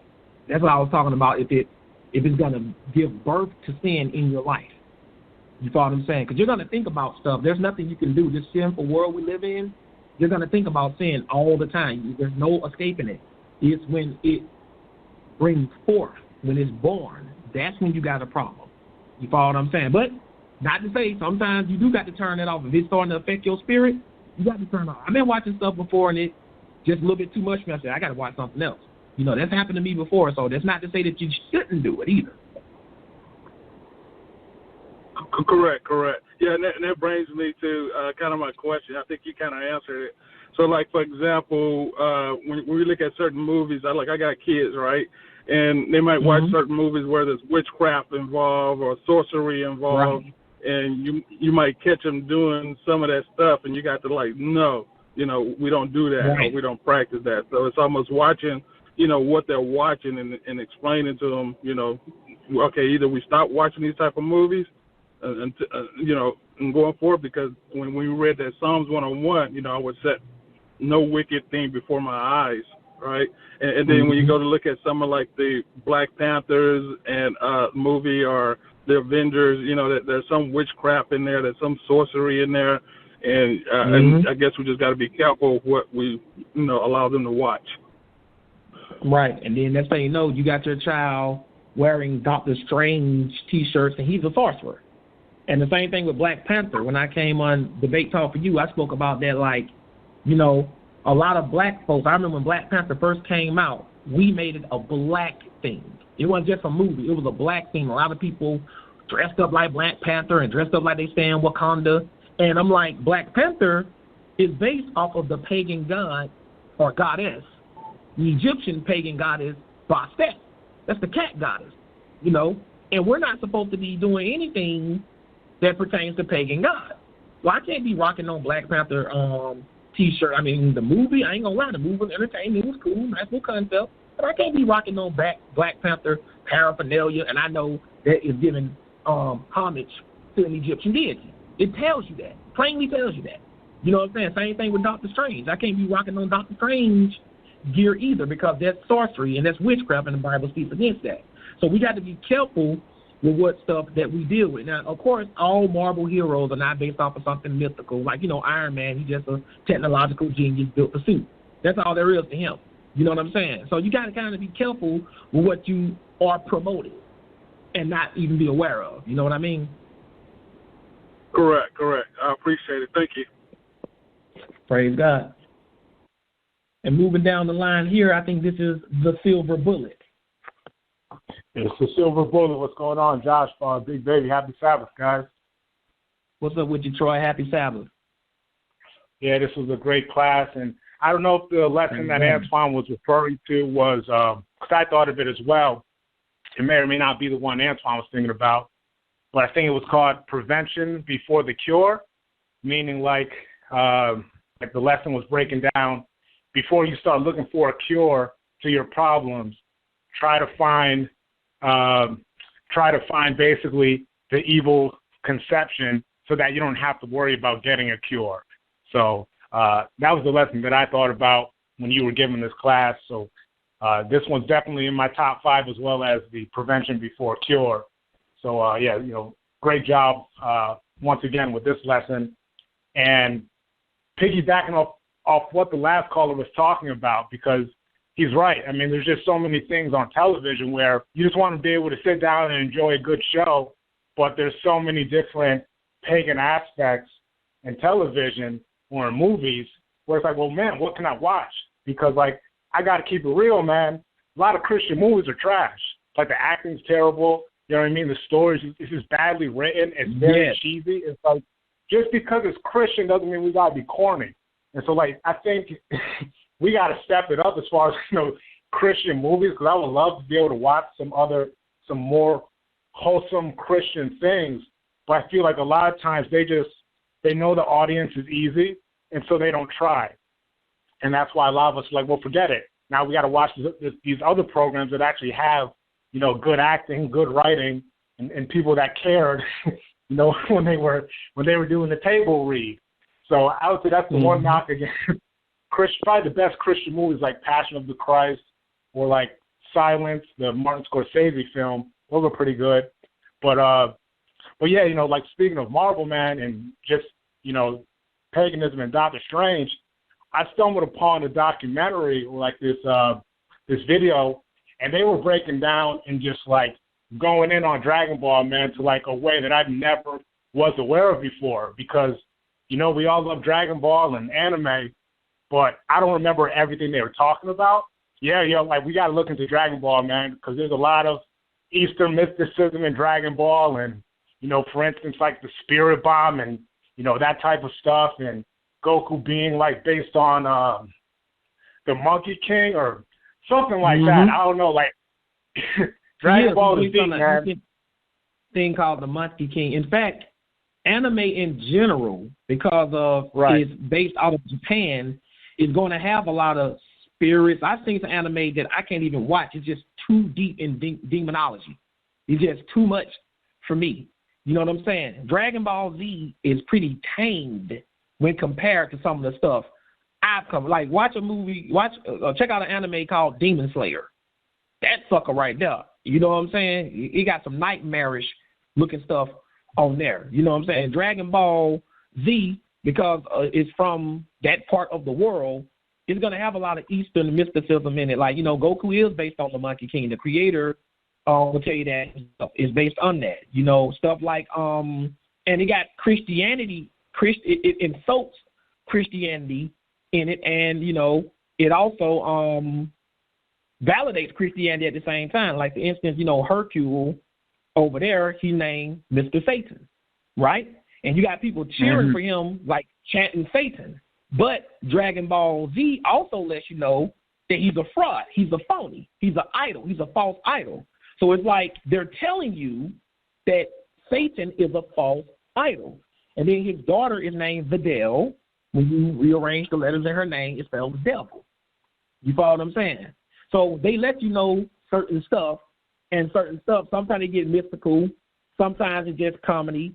The whole point is you don't want to find yourself caught up in that. You know what I'm saying? Like, I come over your house and you got a bunch of Goku and Dragon Ball Z posters and stuff up. I never really went that far with it. I watch the stuff, admittedly, I watch it, but I don't get to the point where I'm worshiping it or idolizing it. You know what I'm saying? And when it's gonna, I always tell people anyway, one day I believe it's going to get to a point where we're not going to be able to watch much of anything as believers. We're just going to get too vexed and just have to turn it off. I believe that. You know what I'm saying? At some point, because we're going to be like, man, every time you turn around, they're trying to promote Satan. They're trying to promote some deity. You know, and I get tired of that stuff. Like, I get to watching something, I'm like, okay, it's cool. Like, right now, I'm watching that on My Hero Academia right now. You know, so far, I ain't seen nothing in there pagan. You know, just a bunch of guys, you know, doing their thing. But you know it's coming, Troy. You know it is. You know, because it's their culture. Well, you already got it. You probably know the character Minato, the little horny kid, you know, who's, you know, he's into, like, you know, all the overtly sexual things. So they got to slip it in. You know what I mean? I'm not sure how far you are. I don't want to spoil anything. But, yeah, there's you know, perversion is every anime got a perverted character. You know, Master Roshi, you know, on Naruto, Jiraiya Sensei, they all got no perverted character. It ain't even nothing special. You know what I'm saying? Right, but, like, I guess my question is, like, because we got to be consistent, right? So, like, most of us, you know, I don't have kids or whatever, but I would assume most of us aren't going to let our kids watch Harry Potter because, like, it's just overtly wizardry. I can't stand Harry Potter. I can't stand it, bro. I watched. I haven't seen past the Sorcerer's Stone. That's the very first one. I might have seen like a. Yeah, I think I might have saw like up to the third one, and then I just checked out just because I didn't care anymore. Not so much the whole pagan wizardry thing, but I think I might have the answer to my own question. But I just want to put that out there to you and anyone else who's calling afterwards. Like, how come Harry Potter, it's like a hard no, right? But some of these other things like Doctor Strange or even Dragon Ball or My Hero, or there's an anime Kevin and I love called One Piece. There's a lot of pagan stuff in there as well. And I'm not sure, like, maybe with Harry Potter it's more obvious because they're using like real spells. And I know J.K. Rowling, she kind of knows about that world. So who knows how many demons she's written into her scripts. Whereas like Dragon Ball or My Hero Academia or, Demon Slayer, maybe they're kind of making up stuff. But like, why do we give a pass to certain ones but not to like the obvious ones like a Harry Potter? Well, see, the reason why I don't really deal with that Harry Potter too tough is because it is directly meant for children and to try to influence children to get into that stuff. I remember I was watching it and I was like, it wasn't like other movies or even other Disney movies where they throw the sorcery in every now and then. The whole movie is overtly about trying to brainwash children to like sorcery. That's why it caters to children. Like you might see another movie with sorcery in it, like The Sorcerer's Apprentice. That's another one, with Nicolas Cage. That was aimed at kids too, but it wasn't nearly as bad as Harry Potter. I mean, they don't try to do anything to try to really cover that up. And I just said, man, I just can't get with that. And my son, he never really got exposed to that, not through me because I wasn't bringing no Harry Potter up in here, man. I was just like, nah, man, that's too much. I don't want my son walking around waving a magic wand and all that crap, trying to imitate that stuff they doing. And then sometimes when you do research, here's the crazy thing about it. When you do research, you find out that a lot of this stuff they be dabbling in be real magic. You follow what I'm saying? Like real stuff.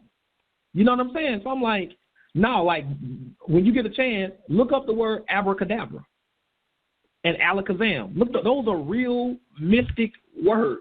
Look them up. I did it one time. And, we said it all the time just playing. You know what I'm saying? Like, because it became famous. But look that stuff up one day, and you'll see what it means. I ain't going to spoil it for you. I just want you to look at it. Yeah, it says abracadabra is an incantation used as a magic word in staged magic tricks and historically was believed to have healing powers when inscribed on an amulet. So, yeah, that ain't nothing J.K. Rowling's made up. That's straight. That's their scripture. You know what I mean? Like that's what they roll with. But I figured that cause I've been thinking about this for a while because it's in everything. It's not just anime. It's like you said, it's Marvel. It's something that you wouldn't even think would have it. But this is Satan's world. So, and especially if you're dealing out of Hollywood, like they're preaching to us through their movies. You know what I mean? Like they talk about Christians don't preach to us, but their pulpit is the movie theater. It's disguised as entertainment because there's talking animals and explosions and Bruce Willis and whatever, so it's not as bad versus someone in a robe or whatever reading from an ancient book. I was hearing about, Star Wars, that movie, and a lot of the fans of Star Wars just hate the last three movies. They're like, oh, it's terrible, they ruined the franchise. But I learned from this, like Hollywood Insider, this writer or whatever, I was listening to a podcast, and he was saying that the reason it took such a bad turn is because the woman running it, Kathleen Kennedy, she wasn't too concerned about moving the story in a good direction to appease the fans, or most of the fans. Her awareness was, we're in a time right now where, Trump or whatever, and things aren't going well. We need to use this Star Wars franchise to, quote unquote, preach, reform the people through Star Wars. And people weren't even aware of that, but they could tell just by the overall product that this movie's trash because they're not trying to tell us a good story. They're trying to preach to us. So, yeah, you're right. I mean, like, eventually it's going to come to a point where we can't watch anything, but now it's just clearly about discernment. But I don't want to hold up. I know there's probably other people, man, but, just once again, Josh, Big Baby, thanks for another awesome lesson, and you guys enjoy the rest of your Sabbath. Praise God, brother. Praise God. And yes, there is somebody else behind you, and it is your older brother, the one, the only, cut off Kev. What's going on, Josh? Big Baby, how y'all doing? Peace. What's up with you, bro? How you doing? Doing all right, man. Doing all right. Just listening to the conversation. First, want to say obviously it's a great class. Strange twist. Because when I first saw the title, I was like, "Oh, what is dude going with this, dude?" But yeah, it definitely made complete sense from top to bottom. But just a couple of things. I want to chime in on obviously what you and my brother were talking about, as well as I think James from the boot, or maybe not James, I can't remember, somebody who was kind of introduced this whole topic. But one of the things I do, what I try to think about is, I think you just have to use wisdom when it comes to what you watch. And like you said, Josh, if it's something that bothers you personally, then, you should just put it down. But if it's not going to cause you to practice wickedness, then okay, fine. Like I think I've maybe watched like 4 of the Harry Potter movies, and strictly from an entertainment value, but none of it made me want to go practice black magic. None of it made me want to go get posters and, a Hogwarts cloak. Like nothing, they made me want to do that at all. But I fully understand why, if you have children, you're not trying to let your kids grab any of that, because it is overt, and young impressionable minds, might not have a strong enough filter to be able to weed out all that nonsense. So for me, like it's kind of like this. I was maybe talking to Troy about this, maybe talking to my wife. Excuse me, but like I was feeling the same way. Like my wife and I, we watching some show on Netflix one night, and we just like, yo, like this thing. I remember what it was. It was we were watching How to Get Away with Murder. And when we were watching that show, we was like, they are just throwing the homosexuality thing just straight in your face. I mean, like a lot of shows do that, but this was out of control for us. So after a while we were like, nah, man, this is crazy. And we just started having a conversation like we really gonna have to be on top of, making sure we understand what our son is watching. And for me, I told her like this is one of the reasons why, like quite honestly, I would rather my child watch anime than a lot of the cartoons and some of the stuff that's coming out of America, because I feel like I have a better grasp on it. Like you were talking about My Hero Academia. Like I'm like maybe I not only have watched the anime, but I'd read the manga. So like I know all about My Hero. And to your point, there isn't really like anything like spiritual based from a demonology standpoint in there. There might be a couple of characters that, do a couple of things that, people might associate with that, but it's really on the lighter side. But then there's also stuff like Berserk. I don't know if you ever heard of Berserk. Yeah, Berserk. Yeah, you ever heard of the manga / anime called Berserk? Oh, Berserk? No, I've never heard of that. Yeah, see, like I use that as an example because like Berserk was even tough for me to get through. Like after I was like, nah, this thing is wild. So like if I bring that up because like Berserk has a lot of spirituality stuff in there, but it's just a straight up brutal manga, and it's like a brutal anime. Like I wouldn't advise anybody's child to be watching that at all. But like this is when it comes to anime, like I watch a lot of it. So like if my son as he's growing up is like, oh Dad, I'm trying to watch this, I feel like I have a good understanding. Like, nah, you can't be watching that. I already seen that. That's not for you. That's not for you. So like I want to act as like a filter for him. And I feel like when it comes to anime, it's also easier to judge the content by kind of like the ratings. Like you might watch a child cartoon and you might think it's all good, and then you're watching it, you're like, yo, this is really not for kids. This is straight up for adults, right?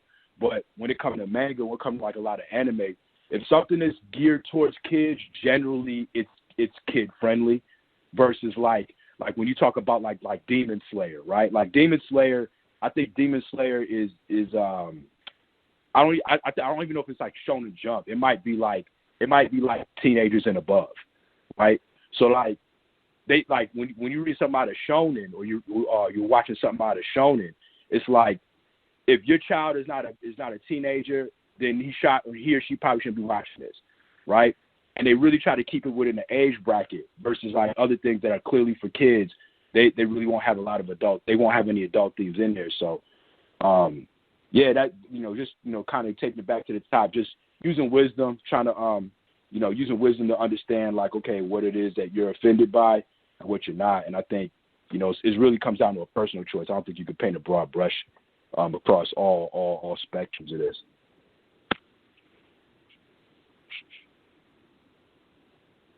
Right. That's the way to look at it too. You know what I mean? But at the end of the day, just remember, you know, if it's vexing you or causing you to want to do that stuff, then you need to put it down. But we're gonna go ahead and call the night early because, you know, I'm finna give you something to eat. I'm actually kind of hungry, and I don't see anybody else new on the switchboard anyway. So let me just take this time to thank everybody for the donations and tuning in every week.